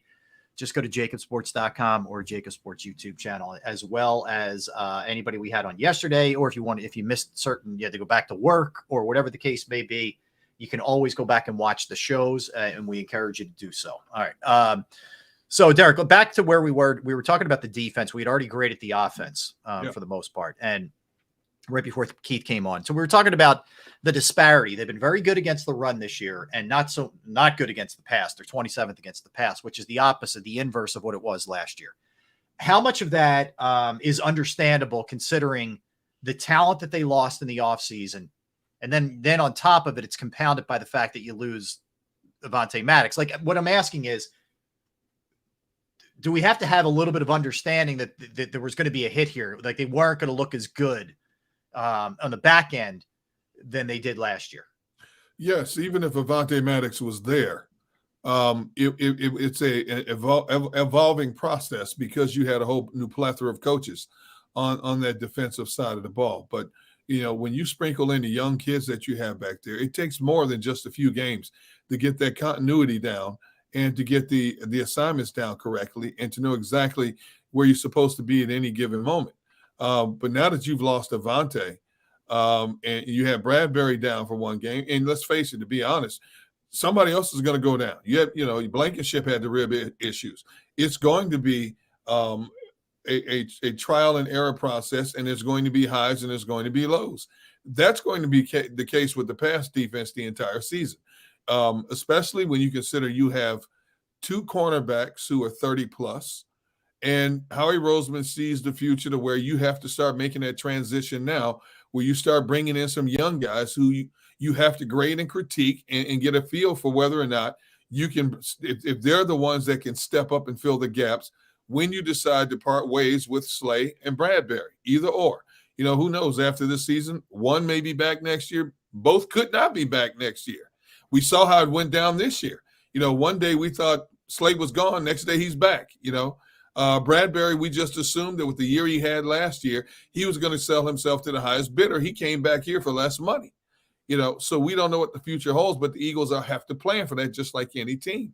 So with that integration of old and new, it's going to take a while. And it's going to be some times when it looks really good and sometimes when it's like gut wrenching. And that's every team goes through that. And this is the Eagles' time right now. Yeah. Yeah. All right. So let's throw some grades out there for these guys, Derek. Let's start with this. This is kind of all encompassing. I get it, but let's go defensive line. You're taking into account what you're getting from Jalen Carter, Jordan Davis, Fletcher Cox, Milton Williams. At the same time, Josh Sweat and Brandon Graham and Nolan Smith and Hassan Reddick. So overall D-line, what's your grade? I'm going to give him an A. You had to integrate a new guy in Jalen Carter. We waited to see what Jordan Davis was going to look like year 2 compared to year 1. And even though the sack total is not what we would hope it would be, they're still getting pressure on a quarterback. You had a one-handed Hassan Reddick playing up until this past game. But they've been very good against the run. They've gotten pressure, and they've created turnovers. So I'm going to give them an A for what they've generated through 4 games. I'm only going to go A- for this reason. I think the interior's been awesome. And I think Sweat's been good. He definitely has been good. It's been quiet for Brandon Graham. Yeah. It's been, and I know his snaps are very limited, but it's been quiet for Nolan Smith so far. So for Hassan, it's understandable why he only has 1 sack with the cast on. But had they gotten a little bit more out of the edge, like they're tied for 7th in sacks. Certainly not bad. No, but not quite what it was last year. So I'm going to go A-. And okay. I think the interior is bringing them up, and the outside just taking them down a touch. Not bad though. Still good. Still really good. No. I mean, Brandon Graham's 35 years old. Nolan Smith, I think there's more to that shoulder thing than they're letting on. When you look at the number of limited snaps he's played in the games this year, and of course, Hassan Reddick is just rounding back into shape. And I don't mean physical shape. I mean shape in terms of finally getting his hands free to get back to do what helps him be who we saw him be last year. But even with that said, that D-line has played pretty good across the board. They know they can get better, but I guarantee you there's a whole lot of teams in the NFL wish they had this D-line right now. I got somebody pounding on my door. Can you Tone? Can you hop on for 1 second? I don't know what is going on here. Can you give me 1 second so I can? It's the feds looking for you. They're gone. Never mind. All right, whatever it was. Yeah. All right. So beyond that, yeah, I think that's now let's go linebacker. And I'll tell you, this is a pleasantly higher grade than I thought it was going to be. I mean, Nakobe Dean injured, right? Almost immediately right out of the chute. Nicholas Morrow, who they released in camp, brought back on the practice squad. Zach Cunningham, who was on the street, who they picked up. Both guys have filled in very admirably and then some. I mean, you think about last week, Derek. Morrow has 3 sacks. Zach Cunningham had 13 tackles. These two guys have really stepped up their game, man. I will add they really stepped up their game the last 2 games. Prior to that, it was a little iffy at times. And so because they've really turned it on the last couple of games, it has to balance out my overall grade. And so I'm going to go B+ for them. They're not true inside backers, and they had to fill a gap. And they've done a tremendous job the last couple of games in terms of stuffing the holes on running plays, being active in the pass rush. Like you just said, Morrow, 3 sacks in 1 game. I'm going to give them a B+. I think they've been a pleasant surprise. Yeah, me too. That's what I had them at, and I thought it was going to be way worse. I really did. I thought it was going to be a lot worse. All right, let's go to the corners. Let's hold off on the safeties. This is specific to the corners. I think you have seen good games and not so good games. I don't think Slay played well last week. Derek, they're in like B- C+ category for me. I don't think they've been that good. Frankly, I think they've been okay. I agree. Both of them, Bradbury and Slay. I go B because that's a tall order. When you're 30+, to try to stay with some of these gazelles in the National Football League. And let's face it, they haven't even faced yet, outside of Justin Jefferson, who had a good game against them. They haven't faced a collection of good receivers they're going to face down the road. Have they gotten beat? They haven't gotten beat on much deep stuff. It's always the intermediate stuff. And when you're trying to cover some of these guys, I don't care who you are, it's hard to cover some of these guys on these quick slant routes. We see A.J. Brown chew people up because of that. And I think the corners show receivers a little bit too much respect. I think it's more on the defensive calls more so than it's on them. That's the scheme Desai wants to play, keeping everything in front of you. They'll give up the underneath stuff more than anything else. So in terms of what we want, or should I say what I want, which is to see Pro Bowl caliber corners play more press coverage and bump and run, that's not the scheme that Desai and Matt Patricia have implemented so far. So do they need to improve in some areas? Yes, but I'm going to go with a B with them. Okay. Now the safety position, I almost have to give them an incomplete. If you think about it, Bradbury missed a game, or Blankenship missed a game with ribs. Yeah. And I think he's come back and played, pretty well. And he made some plays last week for sure. That were big. The other spot's been, banged up, and it's been kind of a revolving door of guys, and they're really inexperienced. So, I probably go C.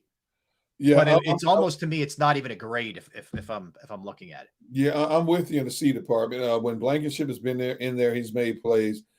Terrell Edmonds has not played up to expectations. No. When Sidney Brown's been hurt,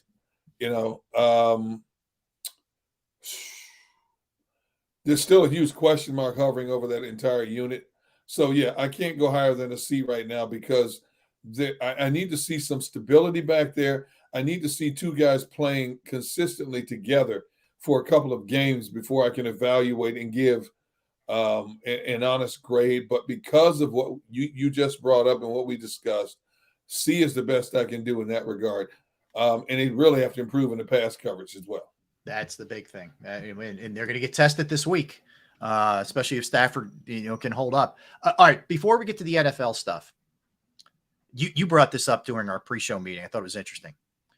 So Jason Kelsey on his New Heights podcast that he does with his brother Travis, talked about the whole brotherly shove thing and how, basically the league warned them, him specifically, and it turned out there really wasn't a violation there. and how he was talking about how Deron Payne, who's the defensive tackle from Washington, was actually technically offsides. Yes. On the play. Like, so there's a lot.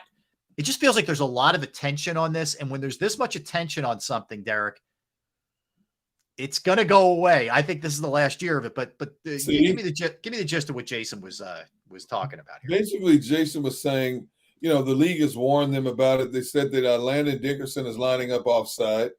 And Jason said, if you look at the play closely, they identified Landon Dickerson's hand as being offside when actually it was Jason Kelsey's hand on the ball.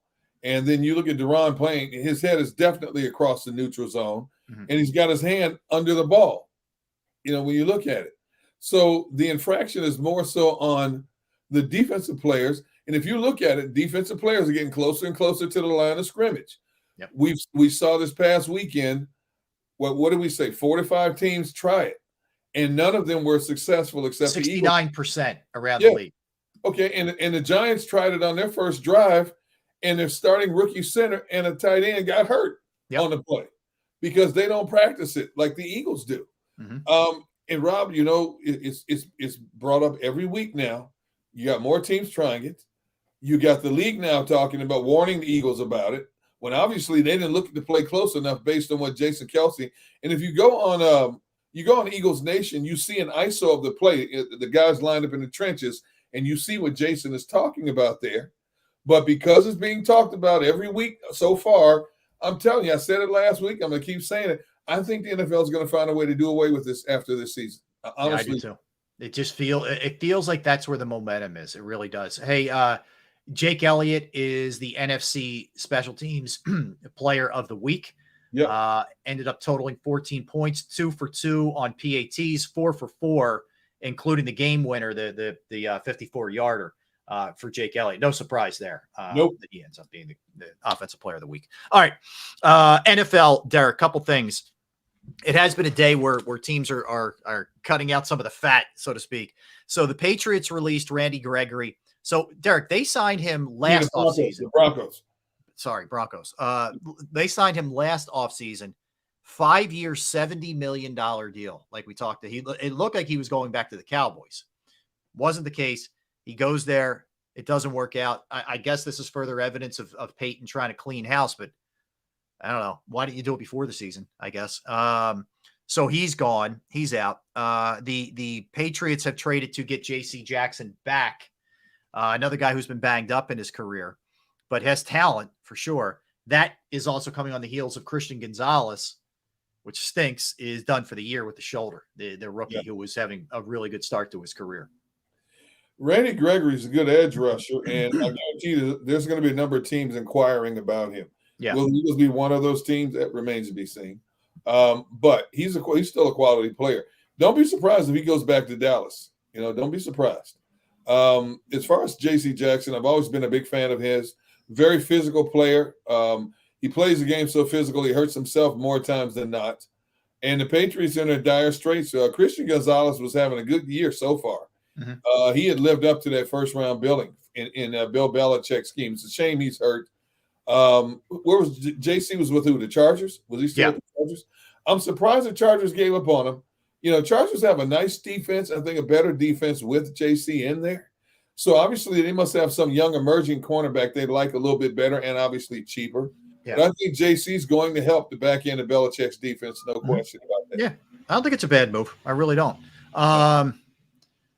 All right, we talked about Reese Hoskins trying to come back from an ACL for the World Series. How about Aaron Rodgers? Aaron Rodgers views a return this season as a possibility. It was also revealed that he's dealing with a deltoid issue, but he was on with Pat McAfee and said, he's way ahead of schedule.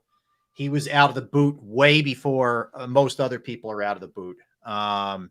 He's rehabbing. He went to the game Monday night. He's back in California rehabbing, but he thinks his progress is so strong that he could be back at some point in January. I'm talking about a 40-year-old guy, too, on top of everything else. Terrell Suggs came back quicker than anybody I've seen. He was back on the field in less than 6 months. Yep. And it took him a while to get going, but Terrell came back and played this season after he came off of that type of injury. Aaron Rodgers is 40 years old, coming off a ruptured Achilles. Okay, you're talking about he did it the first game of the season, September 11th, 11th, 12th. Wasn't it a Thursday night game? No, Monday night, September 11th. It was. Okay. So you're talking about trying to come back from that thing in less than 4 months, and you're 40 years old. Let me tell you something. If he does, I want Aaron Rodgers to take a P test because whatever peyote he's smoking, other players are going to want it around the league. There's no way I see a 40-year-old athlete coming back in less than 4 months from an injury like that. And I also just wonder, what happens if you set yourself back and then it goes into the following year? Like, I don't know.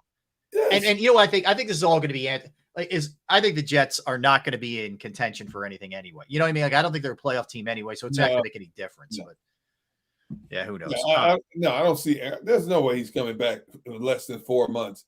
I don't care if he's in a hyperbaric chamber. I don't care if he's in that dark cave in Oregon or state of Washington, wherever the heck he was. There's no way. Young players heal quicker. This man's 40 years old. Yep. He just had the surgery recently. And he's got a deltoid issue in his ankle. No way. Wishful thinking. By the way, guess who's practicing? Who? Jimmy Harden. James Harden is practicing today with the Sixers. Oh, snap.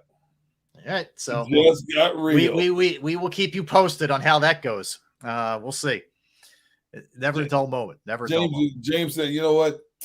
35 mil is 35 mil, even if I don't want to be here. It's amazing how your point of view changes when all of a sudden, people are digging into your bank account if you don't show up. So we'll see. Yeah. We know James has made a lot of money in his career, yes. No question about that. But when you're at this stage, what is he, 33 years old? Yeah, around there, right around and 34. You got 35 million sitting on the table. If I'm his agent, I'm James, I understand your personal feelings. We're talking about 35, not 3.5. Yeah. 35. That's a lot of nightclubs you can go into, man. You can even buy your own nightclub. You can make a lot of things rain with that kind of money. What? Yeah, for sure. What? Yes. What? Do that. What did Vinnie Curry used to say? Called it the shamoney dance. The shamoney dance. When you just got money rolling off your fingers, man. Yeah. And 35 million is 35 million. I don't care. I don't care if I have to play on a team of 13 players that I just bottom line hated. Yeah. 35 million is 35 million. All right. Elsewhere. And again, we'll keep you posted if anything happens here, but elsewhere. Jamison Williams is back. If you remember, he was the rookie out of Alabama last year. Who had torn up his knee. He got back. He played some, but then in the offseason, there was a gambling suspension levied on him.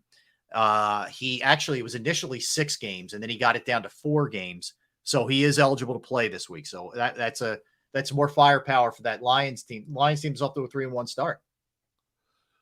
Dude, you get him back, back on the field, with Amon-Ra St. Brown, Josh Reynolds, and him. My goodness, they're gonna feel that good for the kid Laporta is a good rookie tight end too. He's a solid player. I'm telling you. I mean, without him, Goff is already completing 70% of his passes. Montgomery, the way he's running, Gibbs. Yeah. Oh my goodness. Yeah, I mean, good for the Lions, bad for the rest of the teams on their schedule. I mean, that's I can't wait to see what he looks like in that offense. That offense is already lethal, but now with him in the offense as well, once he gets up to speed, jeez. They're still my team, Rob, to win that NFC North. I can't back off that. No question about it. Yes. All right. Elsewhere. So Devon Achane is averaging 11.4 yards per carry for the Dolphins. The Dolphins' running numbers are pretty insane with he and Mostert. I mean, I know they lost last week and we're coming off the heels of the Buffalo game, but still, I mean, that's pretty wild. And it's not like he's had like 3 carries. This guy's amazing. He's off to an amazing start.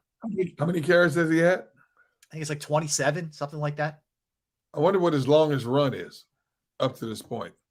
I got you. Hold on. He is, all right, hold on. I just had it. Now it went away.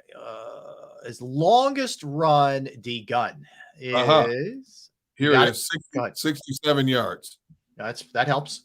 And he has 4 runs of 20 or more yards. So I don't know much about him, but obviously he is exactly the complement Mostert needs in that backfield. You're 11.4 yards a carry. My goodness, he's averaging 103 yards a game. He has 4 rushing touchdowns, 27 carries, 309 yards. Are you kidding me? Yeah. He's not even a feature back. Well, he's not. No, Mostert is. Yeah, Mostert is so far. This is pretty cool, and this speaks to both guys' longevity. But Mike Tomlin and John Harbaugh are meeting for the 34th time against each other. Tomlin leads the series 18-15, but they'll play again this week. Pickett, they expect Pickett to be able to play too, Derek. Initially, it looked like he wasn't going to, that looked bad at first sight. But they think he's going to be able to go. A lot of it's going to depend on practice this week, but they think he's going to be able to go. Yeah, and Pittsburgh, Baltimore is always a knockdown, drag-out grudge. And Pittsburgh has something to prove. You know, Tomlin's having a bad week, how they got embarrassed this past week. And when Tomlin has a bad week, his team has a bad week of practice as well, which means no matter what they do wrong, it's magnified. So I expect the Steelers to come out more intense and go toe-to-toe with this Baltimore team, a big divisional rivalry. That's going to be a good game to watch. Yeah, it's, I was looking at the card. The highlight game is obviously Dallas and San Francisco Sunday night. That's awesome. But other than that, man, I'll give you what they are. Thursday night's the Bears and the Commanders. I mean, we're going to keep an eye on it because it's the NFC East, but woof. No, I'm going to watch it. I'll watch it. Yeah, I'll watch it. Jaguars, Bills. That's the London game. Yep. It's okay. I mean, that's okay. It's not bad. Right. If Jacksonville get its act together, that's not a bad game. Texans, Falcons. It's actually a better game than we thought it was going to be, almost from Houston's end of it. Yeah. Houston's on the upswing. Atlanta's on the downswing. Lost 2 in a row. Now there's question marks about Ritter. Coaches had to come out and say, he's our quarterback. Anytime a coach comes out and says that, to me, that tells me that they're thinking about a possible change. Do we need to make a change? Yeah. So that's going to be an interesting game.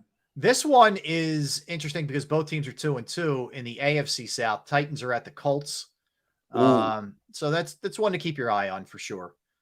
Ravens Steelers, as we talked about. Eagles Rams is a pretty solid game. Chiefs Vikings we thought was going to be a good game, but the Vikings are 1-3, and they were kind of lucky they won last week. Where are they playing that one? That game's at Minnesota. That might Chiefs are 4-point favorites. That might be an interesting game, Rob. Yeah, it might be an interesting game. Yeah, it could be. But yeah, I mean, other than that, even the Sunday night game, it's just, I mean, the Monday night game. Sorry, Packers and the Raiders. I mean, you have a desperate Raiders team, Packers team, pretty desperate Packers team. Yeah, after the way they played of late, so at least you get 2 teams that are, giving you everything they had at least.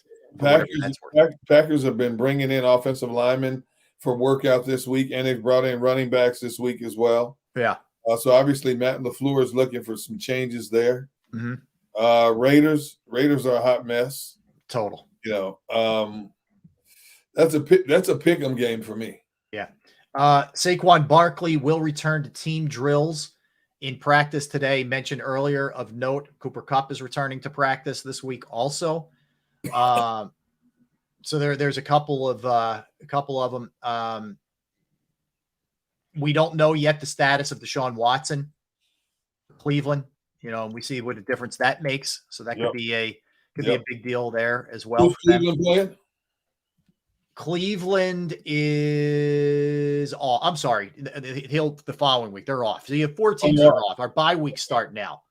Browns, Chargers, Seahawks, Buccaneers. Okay, Browns, Chargers, Seahawks, Buccaneers. Okay, all right. They're the 4 teams that are off. All right. So we'll get a timeout here, Derek, and when we come back, we'll sneak some more Eagles in, and we will also set our sights on the Phillies, who play game 2 tonight against the Marlins. They took game 1 last night, 4-1. Zach Wheeler, absolutely filthy. He was just awesome. But What will we get from Aaron Nola? We will talk to Anthony Sanfilippo about that and some of the calls, the decisions that Rob Thompson made last night that paid off. We'll get into all that when we return. Don't go anywhere. He's Derek Gunn. I'm Rob Ellis. We are Sports Take. I'll tell you right now about Flynn Tree Services. Flynn Tree Services is an experienced, licensed, and insured Pennsylvania tree services company that will trim or remove any unwanted trees off of your property. They offer cost-effective solutions to any tree problem that you may face. They are experts trimming all types of trees, and they serve southeastern Pennsylvania, South Jersey, and northern Delaware. You can go to their Facebook or Instagram page for more information or a sampling of their work. Give Flynn Tree Services a call at 610-850-2848, 610-850-2848, or online at flynntreeservices.com. That's flynntreeservices.com.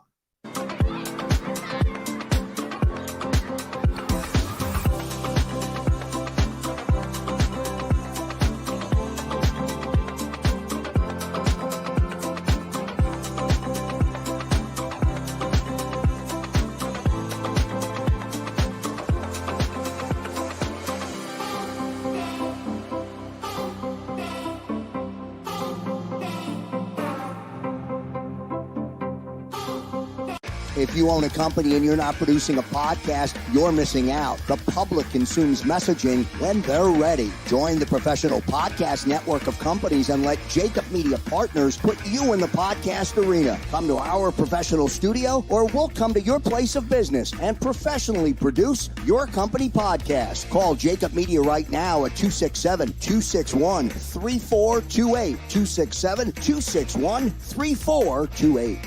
My name is Dr. Bruce Grossinger, and I'm the medical director of Philadelphia PRP and Stem Cell Institute. I'm reaching out to those who suffer from spine and joint pain. We use treatment methods that require no surgery, no scalpel, no drugs. Running, walking, or whatever your desires are, Dr. Grossinger is where you need to come. You can benefit from the same PRP and stem cell treatment as Wilbert Montgomery. Call us now at 610-222-5675.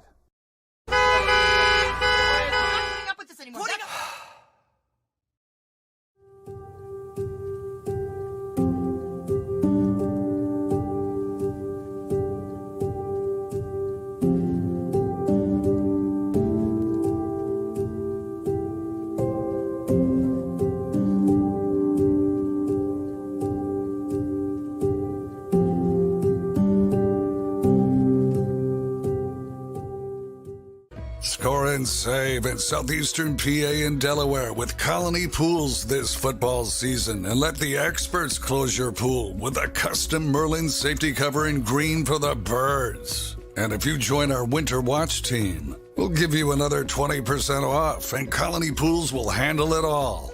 Keep your tiles on your pool, not in your pool.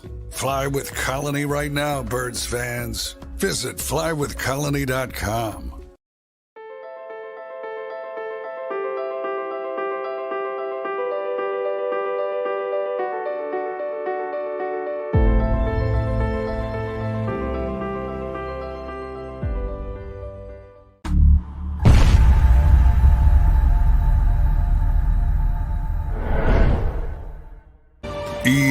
EAGLES, Eagles.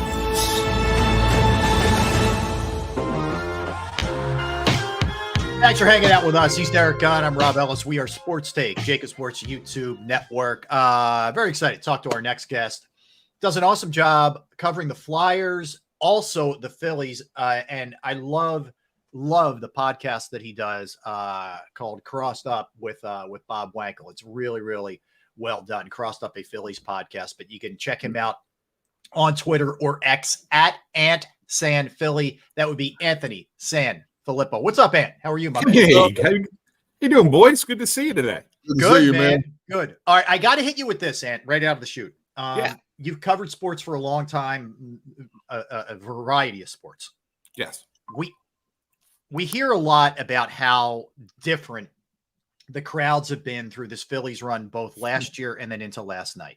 Yeah. So as a skeptical scribe, as a guy who's been there, done that, is there something different about how wild it is at Citizens Bank Park these days? It absolutely is. And I can tell you guys, it's not only is it different than anything else that I've ever covered, it's different than even what Phillies crowds were like 2007 to 2011. And those were some great crowds. Yeah. Don't get me wrong. Those crowds were awesome. You know, I was there for Jimmy Rollins in the crowd when Jimmy Rollins hit the walk-off against the Dodgers in the 2009 NLCS, which was one of the coolest moments to be present for. And it's even better now.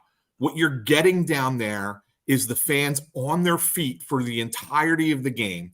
Those rally towels are being waved nonstop. They are reacting to every pitch. Every pitch.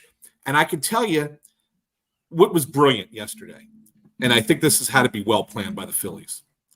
Dan Baker introduces the Marlins, right? He says, I would like to welcome to the field, the Marlins subs and staff. And like everybody comes out, okay, all together at once. Then they do the lineup, manager in the lineup. Then for the Phillies, let's introduce every staff member possible. They introduced their chef, their top chef from the kitchen.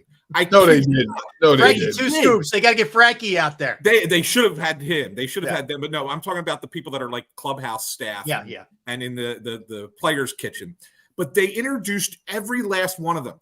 And the fans cheered loudly for every last one of them. And those Marlins players had to stand out there on that field for 10 minutes and listen to this introduction. And I'm watching them. And they're all like looking around and taking in the environment.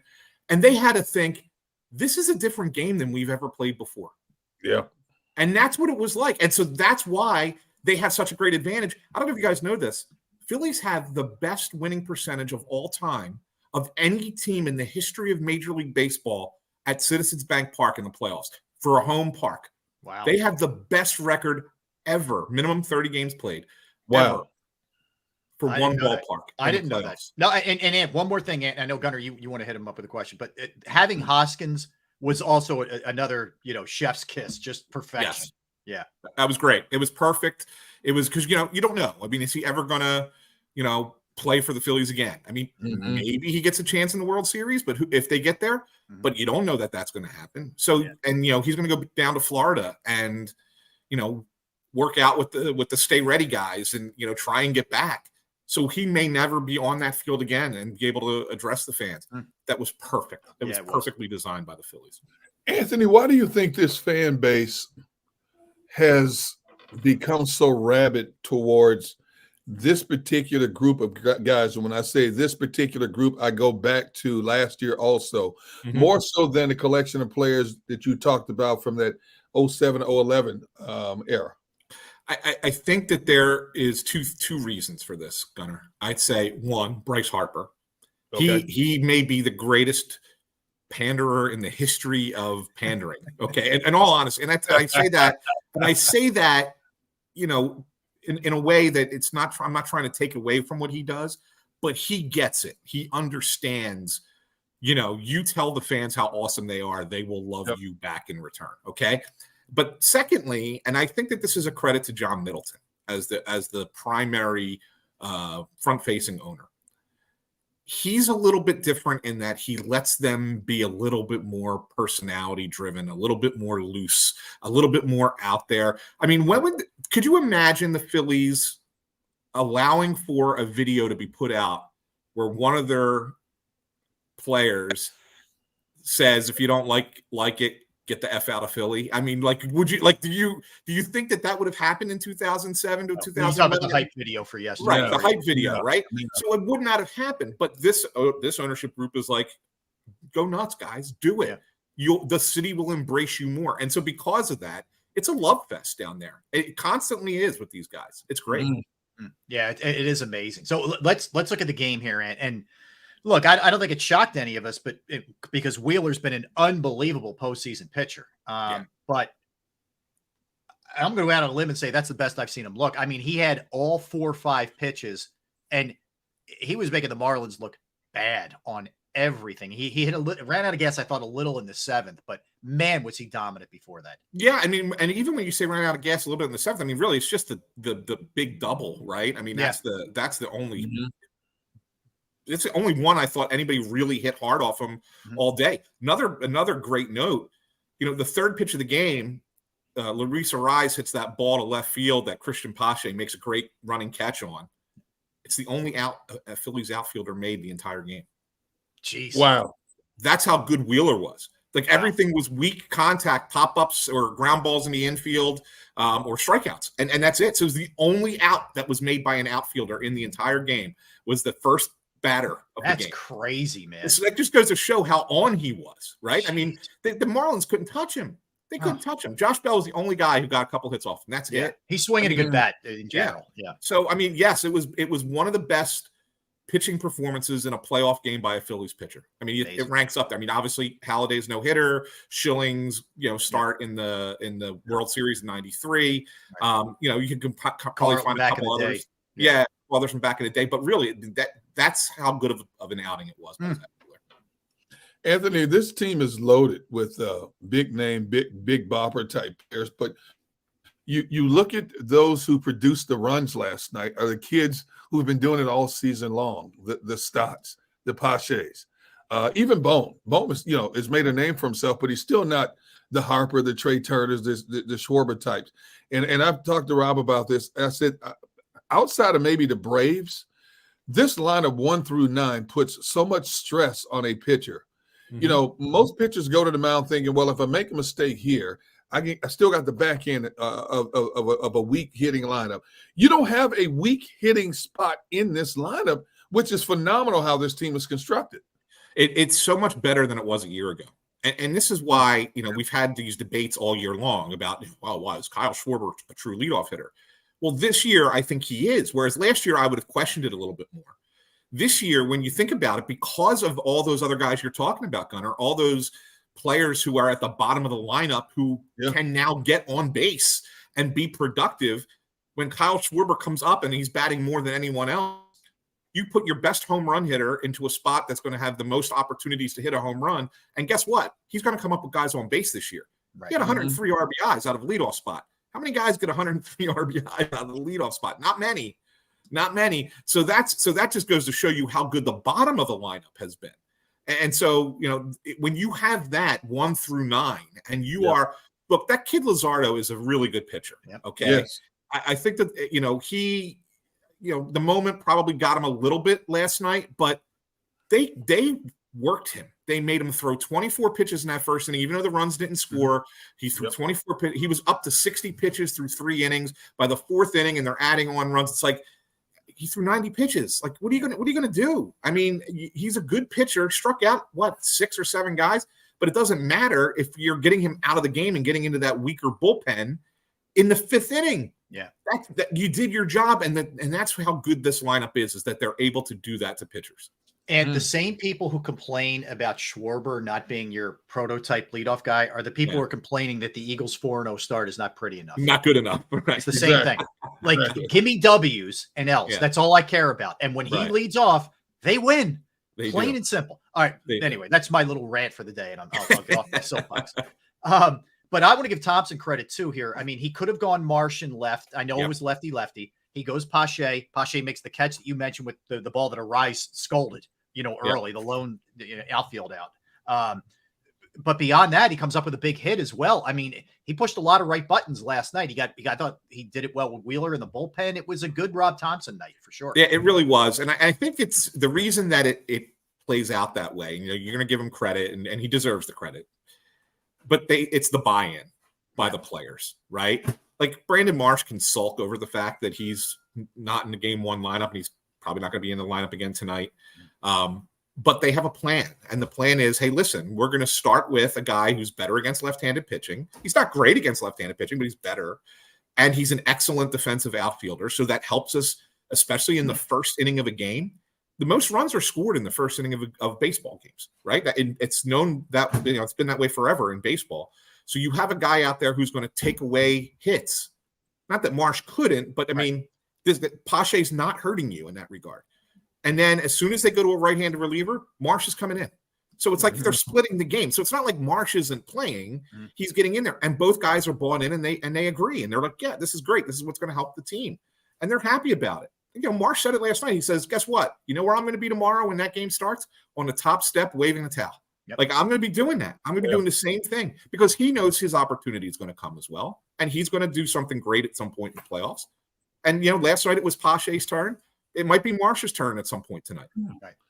Anthony, I thought the most exhilarating moment of the game for me was when Harper races around third, runs through the stop sign, slides into home, gets up, pumps his fist, and the entire crowd just goes nuts. When you consider that Schwarber was upset because he got a stop sign, Harper said, I ain't stopping for nobody, and hits home plate, and people go nuts in the stadium. For me, that gave me chills watching that. Yeah, I get it. And look, everybody wants the Phillies to be aggressive, right? And I think that the definition of aggressive is unique. Like, I think fans want aggressiveness to be you go all out 150% at all times and just make the plays happen, force the other team to make a mistake. I get it, but it doesn't always mean it's the smartest play, right? Sometimes aggression can be not doing it, not being aggressive on the bases and letting, working the pitcher. I mean, if let's just say, and look, the throw is offline, Schwarber probably would have actually scored. But in the moment, if you're Dusty Wathan, you got to hold him because you're thinking to yourself, it's, this is the first out. We have second and third. Our MVP is coming up next.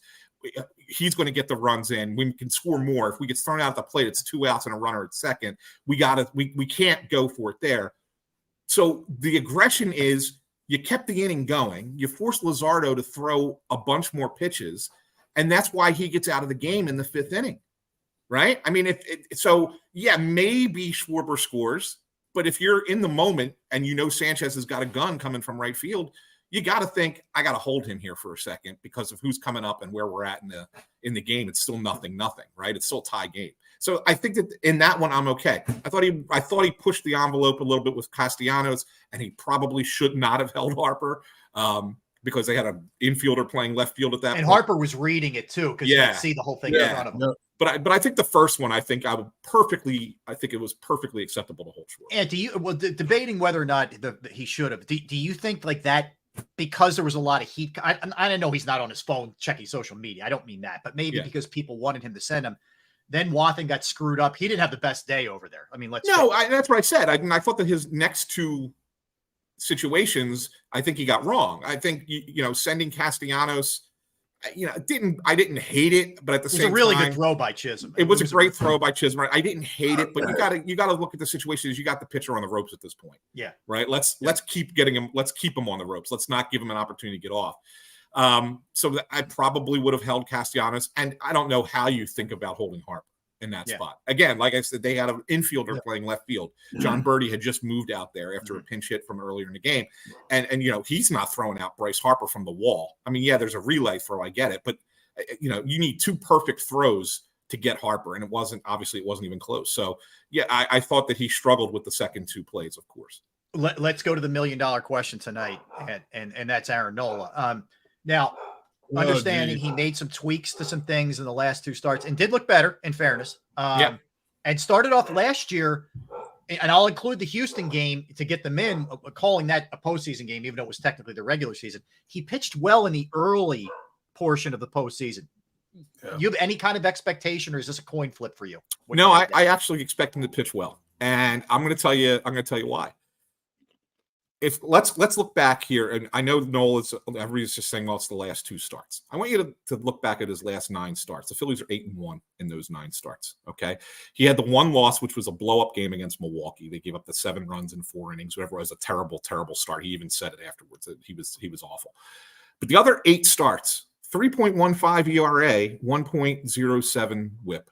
Those are really good numbers. The only thing that he hadn't provided in those 8 starts is length, which everybody had gotten used to. So, of course, they were seeing him pitch less innings, and they're like, well, geez, what the heck's wrong with Nola? He can't even get through 5 innings or get through 6 innings. So that was the concern. I think that the adjustments he's made has allowed him to throw fewer pitches over the last 2 months, and be able to maybe extend it a little bit more. Now he kind of, or last 2 starts, and he's been able to extend it a little bit more.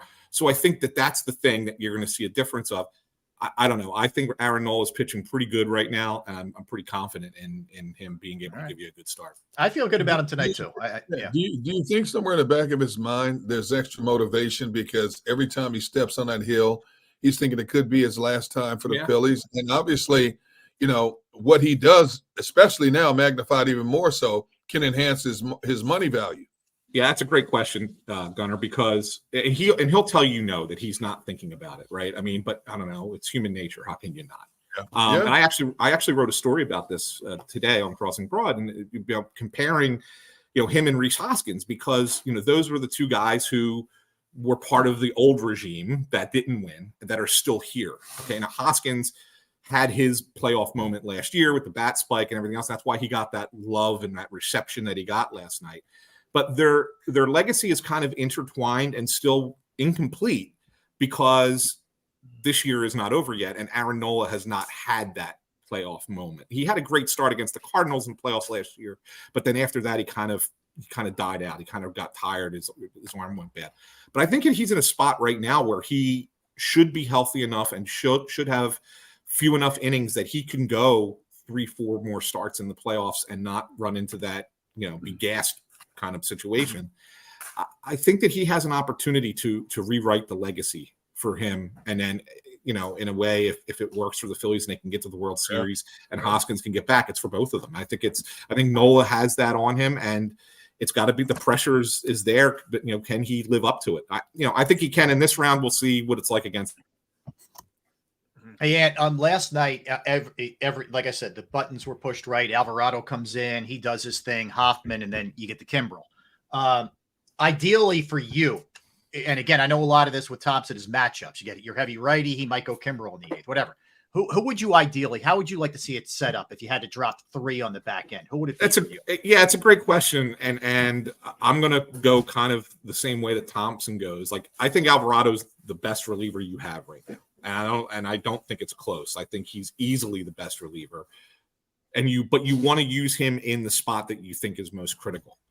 And so they needed him in that spot because the the tying run was at the plate for that one, right? It was go ahead run. It was 3-1 at that point. Yeah. So they needed him to get through that spot. That was the most important out of the game. And he struck out Yuli Gurriel with a 94-mile-per-hour cut fastball, which is unbelievable that it was 94.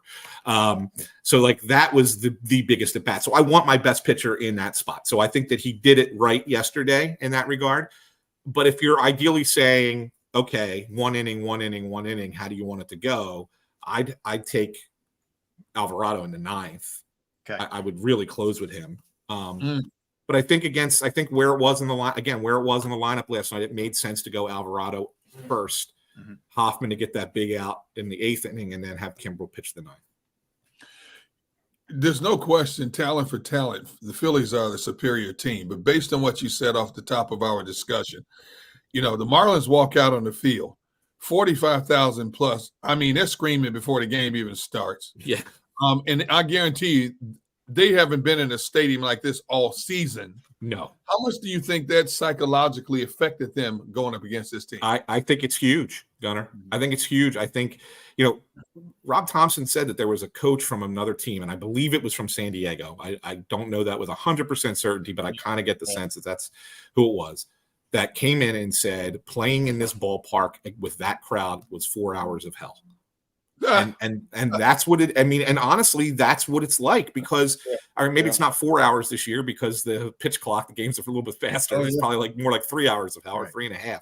But yeah, you're right. It started at 7:30 when they started the pregame festivities and announcing lineups and all that stuff. That's when the crowd was amped up at that point. So it was from that point till 11 o'clock. Those people did not shut up. They did not sit down. It was intense. It was like a European soccer game. And that's the only thing I can compare it to. It's like a final drive of an Eagles game where you need it, you need a field goal or a touchdown or something. Yeah. But for 3.5 hours, right? Like nonstop. So that's what it was. So I think it absolutely has to affect the team, especially a team that's never been there before. And they got a few guys who've got experience in the playoffs, but at the same time, most of those guys are like, oh man, we play in Florida where we get 10,000 people come to games and we have to have somebody banging drums in the outfield the entire time to make it sound like there's noise here. And now all of a sudden we come in here and these people are out of their minds. Like it absolutely has an effect. I wonder tonight. I mean, look, Braxton Garrett is in a very similar spot that Luzardo was in. I mean, they're not, they're both young guys, and it's like, good luck, dude. You're thrown in that cauldron. Well, and that's the thing too. And Garrett's a really good pitcher, but you're right. It's going to be the same thing. And he's another guy who doesn't give length. He averages about 5 innings a start. Okay. Mm-hmm. So now all of a sudden, if the Phillies are working him, if he's a usual 5-inning guy and then get out, he's probably not going to last 5 innings tonight. Because if the Phillies take the same approach they took last night and they are locked in with that ideology, then I think that you're probably into the Marlins bullpen just as soon as last night, or if not even a little bit earlier. A footnote too, the way this sets up, Ant, with days off, you're going to get, if the Phillies advance, Wheeler in game 2 and game 5 against the Braves. That's correct. That's huge. I mean, to be able to get him that quickly together. So you never want to put the cart before the horse, right? Yeah. We can do it. They can. They got to win this series. But let's assume that they do. Let's assume they win. They assume they win either tonight or tomorrow. The way that the schedule breaks out is opposite of last year in the sense that they gave them an extra day off in the division series. The American League had that last year, so they gave it to the National League this year. So there's a game off between games 1 and 2. Then there's another day off between games 2 and 3, and then there's a third day off between games 4 and 5. So 3 days off for a 5-game series is nuts. But what it does is it allows Wheeler to pitch twice. If they win tonight, you don't even need a 4th starter. You could go with, let's say, Suarez is your game 3 starter. Let's just imagine it's him. Mm-hmm. So say Suarez in game 1, Wheeler game 2, Nola game 3, Suarez game 4, Wheeler game 5. You don't even need a 4th starter because of the way that the schedule breaks down. It actually works in their favor a little bit. There's a few things lining up in that for that Braves series that if you want to, you talk about the fact that the Braves only have Strider right now. They've lost 2 major starters. Fried is due back, but he will have to be his first start in 3 weeks. How many pitches is he going to throw? He's not going to throw full complement, right? After having that much time off. And then Charlie Morton is out for that series with an injury. That's right. So they're going to have to go with, guys who have struggled here down the stretch, either Kyle Wright or Bryce Elder. Phillies hit both of them, both here in Philly and in Atlanta in September, and they've not been good. So there's a lot of things that line up that if you get past this Marlins series, while that's going to be like the series of the playoffs, the Phillies can do it. Yeah. They can. Yeah, Atlanta's nicked up in some strategic spots. As lethal as they are offensively, they're not going very far without the pitching. There's no question about that. Correct. No, there's no doubt. Lastly, and I'm glad you pointed that out for the Brave series, because I got to tell you, I didn't want any parts of Taijuan Walker on the hill in any shape or form. What if they have to go to a 4th guy? Who would it be for you? Would you go Sanchez with the lack of experience? I would too. Sanchez. Well, because the only reason they don't want to make him the 3 is because they didn't want to put him into a do or die game.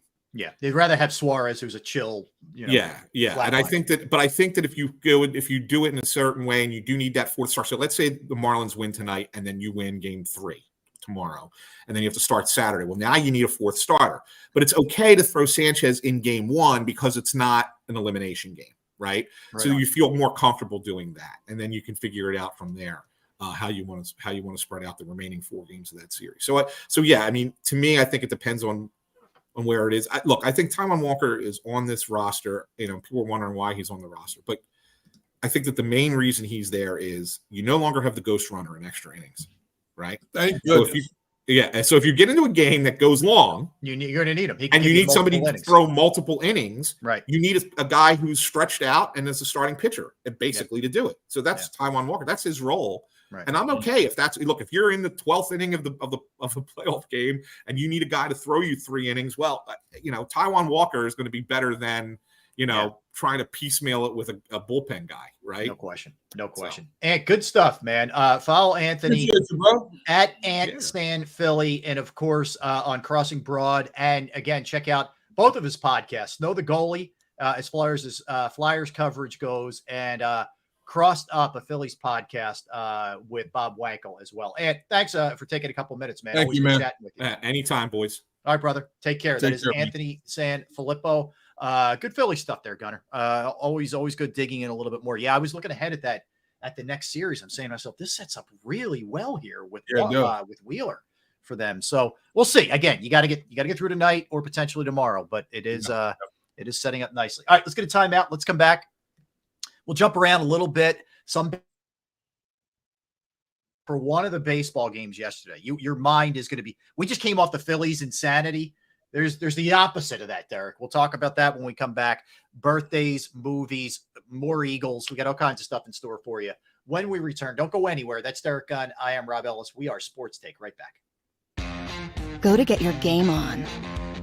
Go for the beers. Go for the cheers. Go for the hit and the hits. Go for the stakes and the stakes. Go to get your parlay on. Go to get your party on. Go for the scene. Go for the screens. Go for the gallery. Go for the win. Go to Ocean. Visit theoceanac.com to plan your visit.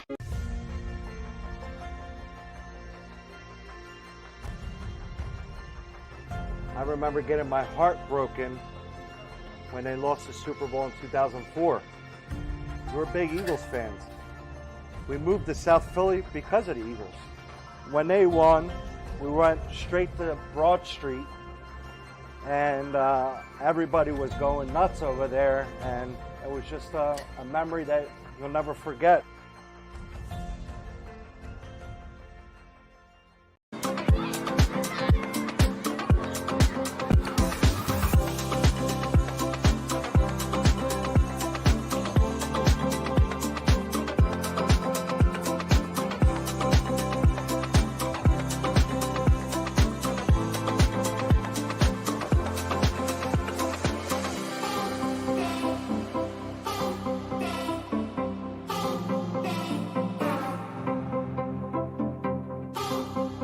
If you own a company and you're not producing a podcast, you're missing out. The public consumes messaging when they're ready. Join the professional podcast network of companies and let JAKIB Media Partners put you in the podcast arena. Come to our professional studio, or we'll come to your place of business and professionally produce your company podcast. Call JAKIB Media right now at 267-261-3428. 267-261-3428. My name is Dr. Bruce Grossinger, and I'm the medical director of Philadelphia PRP and Stem Cell Institute. I'm reaching out to those who suffer from spine and joint pain. We use treatment methods that require no surgery, no scalpel, no drugs. Running, walking, or whatever your desires are, Dr. Grossinger is where you need to come. You can benefit from the same PRP and stem cell treatment as Wilbert Montgomery. Call us now at 610-222-5675.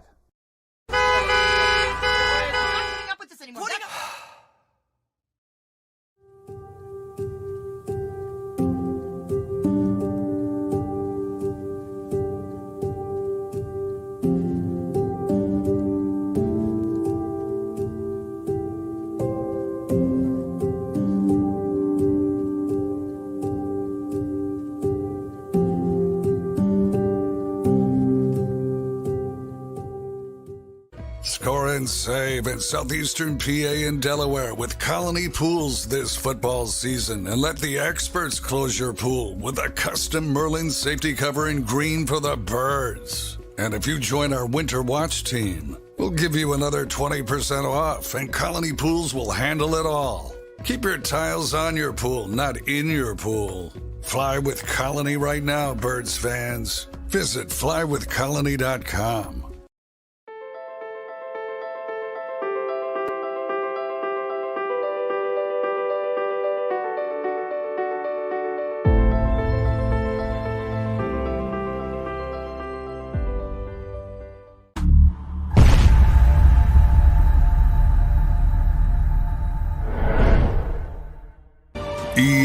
EAGLES, Eagles.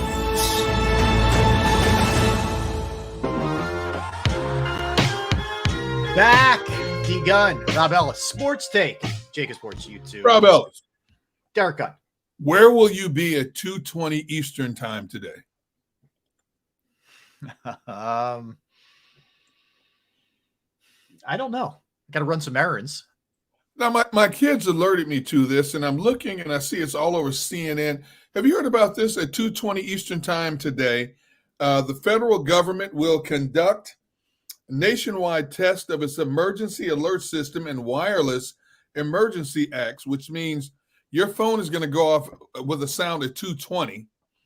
The purpose of this test is to ensure that the systems continue to be effective means of warning the public about emergencies, particularly those on the national level. So how does it impact me? It says at 2:20, all wireless phones should receive an alert and accompanying a text message that reads, "This is a test of the National Wireless Emergency System. No action is needed." The free text will be sent in both English and Spanish. And supposedly, the test will be broadcast by cell towers for approximately 30 minutes, beginning at 2:20. So during that time, all compatible wireless phones that are switched on within range of an active cell tower and those wireless providers participate in the WEA should receive the message. So that means your phone will be uncontrollably blaring, and unless you shut it off completely to put up with this, think about when you're watching a program late at night. And Yeah, it's going to have it's going to give you that sound. Yeah. You didn't know about this? I didn't know about it. No. So what's that? It's affecting everybody. It's not. It's everybody's getting the same alert to their phone. You're saying? Yes. Everybody. Okay. So technically, it means the only way it won't annoy you is if you shut your phone off. But I might let it ring. I want to see what it's like. I just might. And thank goodness we're. Hey, can you imagine if we were on from 2 to 3 till 3 o'clock instead of 2? Oh boy, you're right. Yeah, that would be interesting. All right. So a couple things, Derek. So mention. Let me just run through who won and who lost yesterday. Why do you want to do that? Sorry, man. I'll do yours quick and painless. All right. So the Diamondbacks beat the Braves 6-3. Keep moving. Twins beat the Rays 3-1. Rangers shut out the Rays in Tampa 4-0. All right, I saved that game for last for a reason. Do you know how many people were in attendance in Tampa to watch the Rangers game 1? Pathetic. 19,704. 19,704. It ties the worst attendance mark since the 1919 World Series. That was the infamous Black Sox and gambling scandal and all that. It goes back more than 100 years. That type of and they're building a new ballpark down there for that team. What? Why? 19,000 people. That's pathetic. Come on, man. That is pathetic. And you're going to spend billions building this new state-of-the-art facility for a team that has a fan base that doesn't show up for playoff games. Bad. Really bad. Embarrassed. That's Major League Baseball. Not forget Tampa. Major League Baseball has to be embarrassed. They do. I mean, they have to be utterly embarrassed. Makes you appreciate even more so the rabid fan base that you have right here, doesn't it? It sure does. Yeah. Oh, it sure does. Yeah. Still, that's bad. The stadium only holds 25 as opposed to 44, which is what Citizens Bank Parks hold. That was a quality team that for a lot of the year, they got surpassed by a couple teams, but was, the second best record behind the Braves most of the year. And then, they fell off a little bit, but still, that's bad. It's bad. Wait a minute. Anyway, they have a stadium that seats 25,000? It's that ugly Tropicana dome. I mean, you can hit the roof in that place. But you only got 19,000 in a stadium that barely seats 25. It's not acceptable. It's not. It's bad. Jeez. But anyway, elsewhere, I was surprised, Derek, with the Brewer game in that Burns gave up a bunch of home runs, man. I mean, he's money usually. I was more worried about their offense than I was their pitching, but the pitching wasn't great. Man, the hitting was on point, except they had the bases loaded a couple of times and then push runs across. That killed them. Right. But Corbin has been one of the better pitchers in the majors this year. And Brewers jumped out to a 3-0 lead. He gives up 3 homers. Yeah. And my cousin, they're all of a sudden they're down 4-3. I said, they're not coming back from this one because Arizona has a good bullpen. They have a really good bullpen. And sure enough, Milwaukee compiled all of their hits in the first 4 or 5 innings after that. Wasn't good. So, and I'm sitting there going, and my cousin, who's a rabid Milwaukee fan and Peoria, Wisconsin fan, I said, he goes, "You're always so negative." I said, "No, I'm not. I'm a realist." Yeah. I said, "You watch." I told him, I said, "You watch games as a fan. Every game I watch, I'm looking at tendencies, perspectives. I said, I see the game differently than you. You're negative. You're from Milwaukee. I'm saying, dude, I've seen Arizona play enough. You forget they do have a baseball team here in Philadelphia. We get to see them at least 6 times. I said, I've seen this Arizona team play. They can hit and they can pitch. I said, the Brewers will have to rely on their pitching. If they get to a point where they're playing from behind against this Arizona team, they're in trouble. Sure enough. And so all of a sudden the phone went silent. I haven't heard from my cousin until this morning. It's funny how that works. You know what I mean? It's funny how that works. Oh my God. All right. So that was interesting. You sent me this. Fred VanVleet signed a very lucrative offseason contract with the Houston Rockets. He came over from Toronto. Actually, he played under Nick Nurse. Right. But he came over and had a serious goodie bag for each of his fellow players. That's a nice way to ingratiate yourself with the fellas, by giving him, these giant swag bags filled with stuff. I mean, I saw they were all, what's in them? Nice. Did you see what's in them? So yeah, I'm looking at what he gave. It's a lot of different stuff, man. It's a lot of different stuff. It's like a lot of electronic stuff, like earbuds, headphones, stuff that you can utilize when you travel a lot, which these guys do. Yeah, really nice. Some I didn't know Tiffany made cards. I don't know, books, like self-help books, all kinds of stuff, like Beats headsets, like a lot of different things, is what he gave them. New sneaks, new shoes, almost like Crocs to wear around in the locker room too. So he took care of them. He did a nice job. And that's what you should do. When I know I saw like CJ Stroud was having, hosting the entire, I think, offensive line and the entire offense at his house every week during the season already. Like, that's a rookie who gets it. Hey, look, smart. First of all, you got a big rookie contract. Yep. Second of all, they are making you look real good 4 games into a season. Really good. He's doing the right thing. You want to win people over. You want them to go to war for you and stand in the trenches to defend you. I tell you what, this is the same kid that when he was at Ohio State under the NIL, and I don't know how much money he made at Ohio State from that. Right. He got every player on the team a $500 suit that they could wear on road trips. Smart. Now think about that. A big program like Ohio State has a minimum 80 players on the team.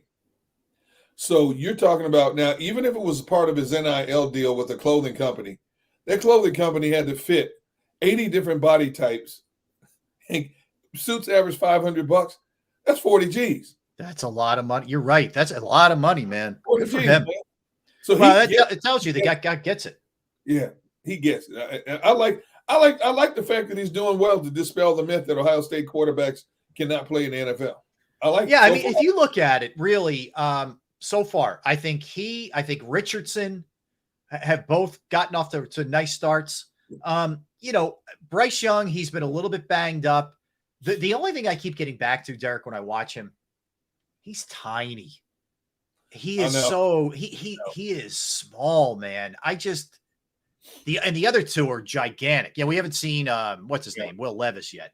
But Anthony Richardson and Stroud are big guys, man. Bryce is skinny. See, you look at smaller quarterbacks, Drew Brees, Russell Wilson, even Baker Mayfield. They're not the biggest quarterbacks, but they're thicker. So yeah, they're stout. They're more stout. Yeah. You got to get some body mass in this kid. He won't last 5 years in the NFL. Yeah. And I'm sure they're going to beef him up eventually. But when Carolina decided that he was the one for them, they had to take that into consideration. Yeah. All the metrics said that he was the best quarterback in the draft. And who knows, maybe in the long term, he may prove that they may prove that to be right. He's with a great quarterback / head coach and Frank Reich. Right.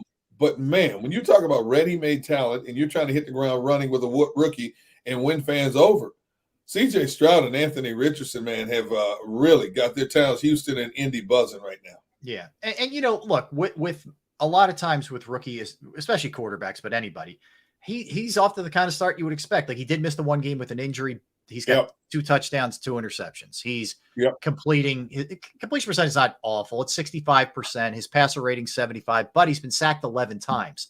Some of that is he holds the ball too long. Some of that is his offensive line isn't great. Most of the time, these guys are coming into teams that are bad. Now, Indy and Houston so far have overachieved. They've both done a nice job, organizationally, and these two have benefited from that. But part of that is them. They're playing well, pushing the ball down the field. Absolutely. And you look at the coaches, D'Amico Ryans, phenomenal defensive mind, Shane Steichen, phenomenal offensive mind, and it's working to their benefit. Houston is still an evolving team. It's a young team. Yeah. They don't have any, marquee wide receivers. They got a nice running tandem. You had Devin Singletary down there with the other kid that Damian, can't think of his name. They got a nice running tandem down there. Yeah. D'Amico has brought in Pierce. That's it. D'Amico has brought in some good talent defensively. And whatever offense Shane Steichen is running, Indy already had a decent defense. Whatever Shane Steichen is running in Indy has worked well for the young quarterback and the offense as a whole, to the point, all of a sudden, Jonathan Taylor's healthy again. Mm-hmm. It's a miracle. Yeah.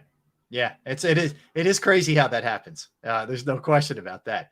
All right. So Eagles wise, part of the news of the day is that Cooper Kupp's going to be practicing. So we'll see if they get him this week if he's able to play. The other part of it is they signed Bradley Roby to the practice squad. He is a guy who can play the corner slot. And, you wonder with the way things have looked so far. And, I don't think they want to, even though we've talked about how we didn't love the fact that they were using Bradbury in the slot. They don't want to use Bradbury in the slot either. I mean, they're just, this is out of necessity, and they're in a tough spot right now. And they're probably going to be in a tough spot all season when it comes to that. And they're just going to have to navigate through it, and hopefully they can keep generating turnovers, get necessary stops when they need them. The slot position is going to be a hit or miss from down to down, series to series, game to game. It's just the way it is this year, until these young kids grow up, and it's going to take a lot of the season for these young kids to grow up. It's going to be a hit or miss for them. No question about it. Yeah. All right. You want to do some birthdays? Why not? All right. Let's do it. All right. Here we go. Dakota Johnson, who is the daughter of Don Johnson and Melanie Griffith, is 34 years old today. Alicia Silverstone is 47 years old today. Clueless, a bunch of other stuff. Melissa Benoist, actress, is 35 years old. Derrick Rose, still playing, still hanging around, 35 years old today. Christopher Waltz, good actor, or Christoph Waltz is a good actor. He's 67 years old today. Excellent actor. Yeah. Liev Schreiber, an excellent actor and voiceover actor as well. Yeah. He is the voice of Hard Knocks and a lot of stuff that NFL Films does. Susan Sarandon, the actress, is 77 years old today. Rachel Lee Cook, actress, is 44. Charlton Heston, born on this day, 1923. Moses. Moses. Yeah, Moses. That is correct. In the Ten Commandments, he was in that. He was among a lot of other stuff. Buster Keaton, the actor, was born on this day in 1895. Our 19th president, Derek, Rutherford B. Hayes, 1822. Robert Patrick, the actor, is 65 today. Good actor. Russell Simmons, who was a mogul, producer, businessman, 66 years old for Russell. Armand Asante, the actor, 74. Jackie Collins, the novelist, was born on this day, 1937. Anne Rice, the great writer, is 82 today. Jabril Peppers, NFL player, 28 years old today in New England now. Mickey Ward, the boxer, 58 today. Hall of Famer Tony La Russa, 79 today. 60 years old for AC Green, former Laker. 1880, the writer Damon Runyon was born on this day. And Sam Huff, who was a player for the Giants, for then the Redskins, longtime Redskin broadcaster, born on this day in 1934. What else do you have, Mr. Gunn? The rapper Little Mama is 34 today. Lil Mama. John Cicada. I love this song, Just Another Day Without You. Yeah, that song blew up. Yep. Oh, yeah. 62 today. Laurie Sanders, who was Bobby Joe Bradley on the Petticoat Junction comedy series back in the day, 82 today. Wow. Felicia Fair, who played in the original version, a 1957 version of the movie 3:10 to Yuma. I love the remake of that movie. Yeah, she's still with us, 91 today. Damn. Jay Hawk, who is in Rob's favorite movie of all time, 50 Shades of Black, is 37. Broadcaster Mike Adamley is 74. I always liked Mike Adamley. He kind of just, I guess he retired. I don't know. Yeah. He did. He was a sportscaster in Chicago, local affiliate, I think WBBM or WLS forever. Packers defensive end, Kenny Clark, 28. Mm-hmm. Vicky Cripes or Creeps, the movie The Girl in the Spider Web, which is a really good movie, is 40 today. Okay. Jimmy Workman, retired child actor who played Pugsley in the TV, the movie versions of The Addams Family and Addams Family Values.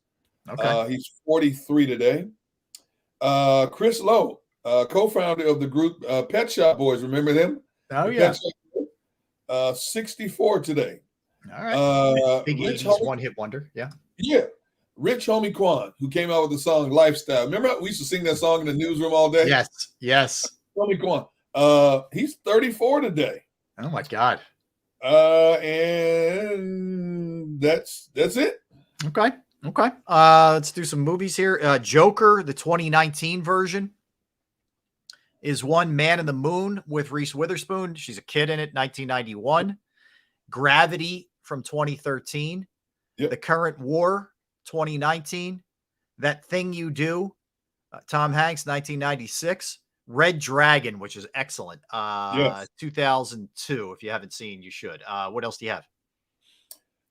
Trick or Treat, 2009, and D3, The Mighty Ducks, 1996. Yeah, we had the original yesterday. The original came out yesterday. Yeah. For Mighty Ducks. All right, so a couple NFL things. T. Higgins won't practice today with a rib injury. Man, the Bengals need all hands on deck, at this point. Talk about a bad start. Maybe we'll do this tomorrow, Derek, but if you look at some of the teams that are off to bad starts, I'm not optimistic now about the Bengals because I don't think that Burrow is going to be able to recover in time to right this ship. Like, you might be out of it in a couple of weeks if you're them. I agree with you. When they were 0-2, I said, no problem. Did the same thing last year. This is a different situation. The offense is not clicking. Now they're 1-3. I think it's going to be a struggle for them to win 10 games this year. I really do. Because I don't think that calf injury is going to heal properly for Joe Burrow. And I don't care what Burrow says about I can deal with it. I can function on it. I've talked to Aaron Rodgers how to deal with injuries and overcome pain. For whatever reason, with all that firepower they have, it ain't working so far.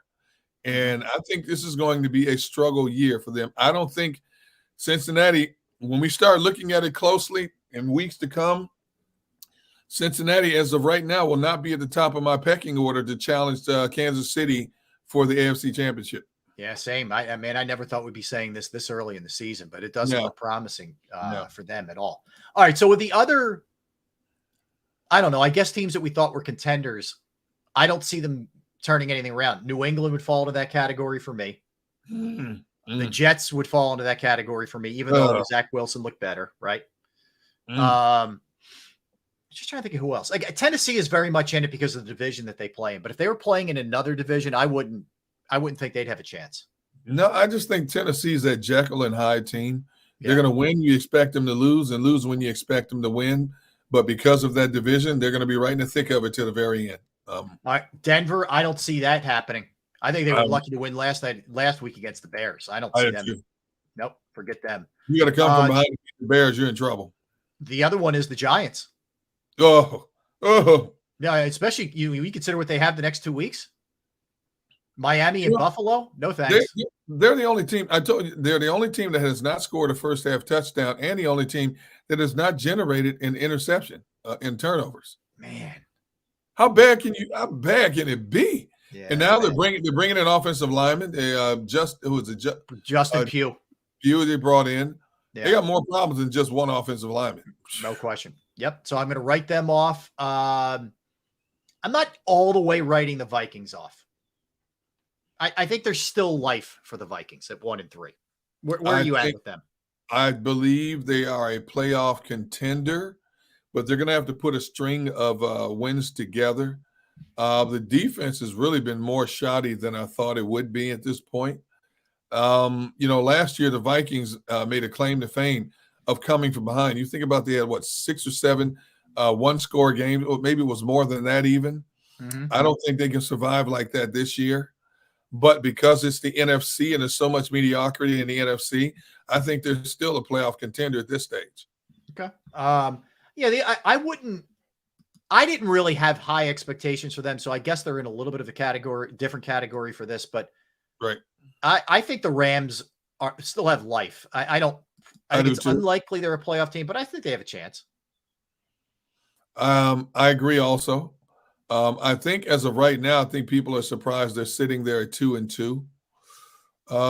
But once they get Cooper Kupp back with these young wide receivers that are getting a lot of notoriety around the league for them, that's really going to enhance their passing game and their offensive structure as well in terms of being able to score points and control the clock. Who knows? The Rams might be. I think there's going to be a lot of playoff contenders in the NFC, like right around 9-8. I think so. You're going to have a log jam of teams around that 9-8 mark in the NFC. It also just feels like the Eagles and the Cowboys, this is totally surprising, but are just the Eagles in their division, but the Eagles, Cowboys, and the Niners are on one tier. Yep. Maybe Seattle is a pretty close tier, and then everything else is a pretty healthy drop off. Yeah. Hey, I mean, when you look at it, Dallas could be 2 games behind the Eagles after Sunday night. Think about it. Right. If the Eagles find a way to win, if the Eagles win that game against the Rams, Dallas is now 2 games behind the Eagles through 5 weeks. You're right about that. Yeah, it's going to be a big one. So if you just tuning in, also Jake Elliott gets the NFC East or NFC Special Teams Player of the Week. It's his second one that he's gotten. So good for him. McCaffrey was the Offensive Player of the Week. Khalil Mack in the AFC gets the Defensive Player. I mean, you had some guys putting up some monstrous numbers this week, around the league. I mean, McCaffrey what do you have? 5 touchdowns, 4 touchdowns, and Khalil Mack 6 sacks. He got 1 for the thumb. Yep. So, 6 sacks to tie the record. Yep.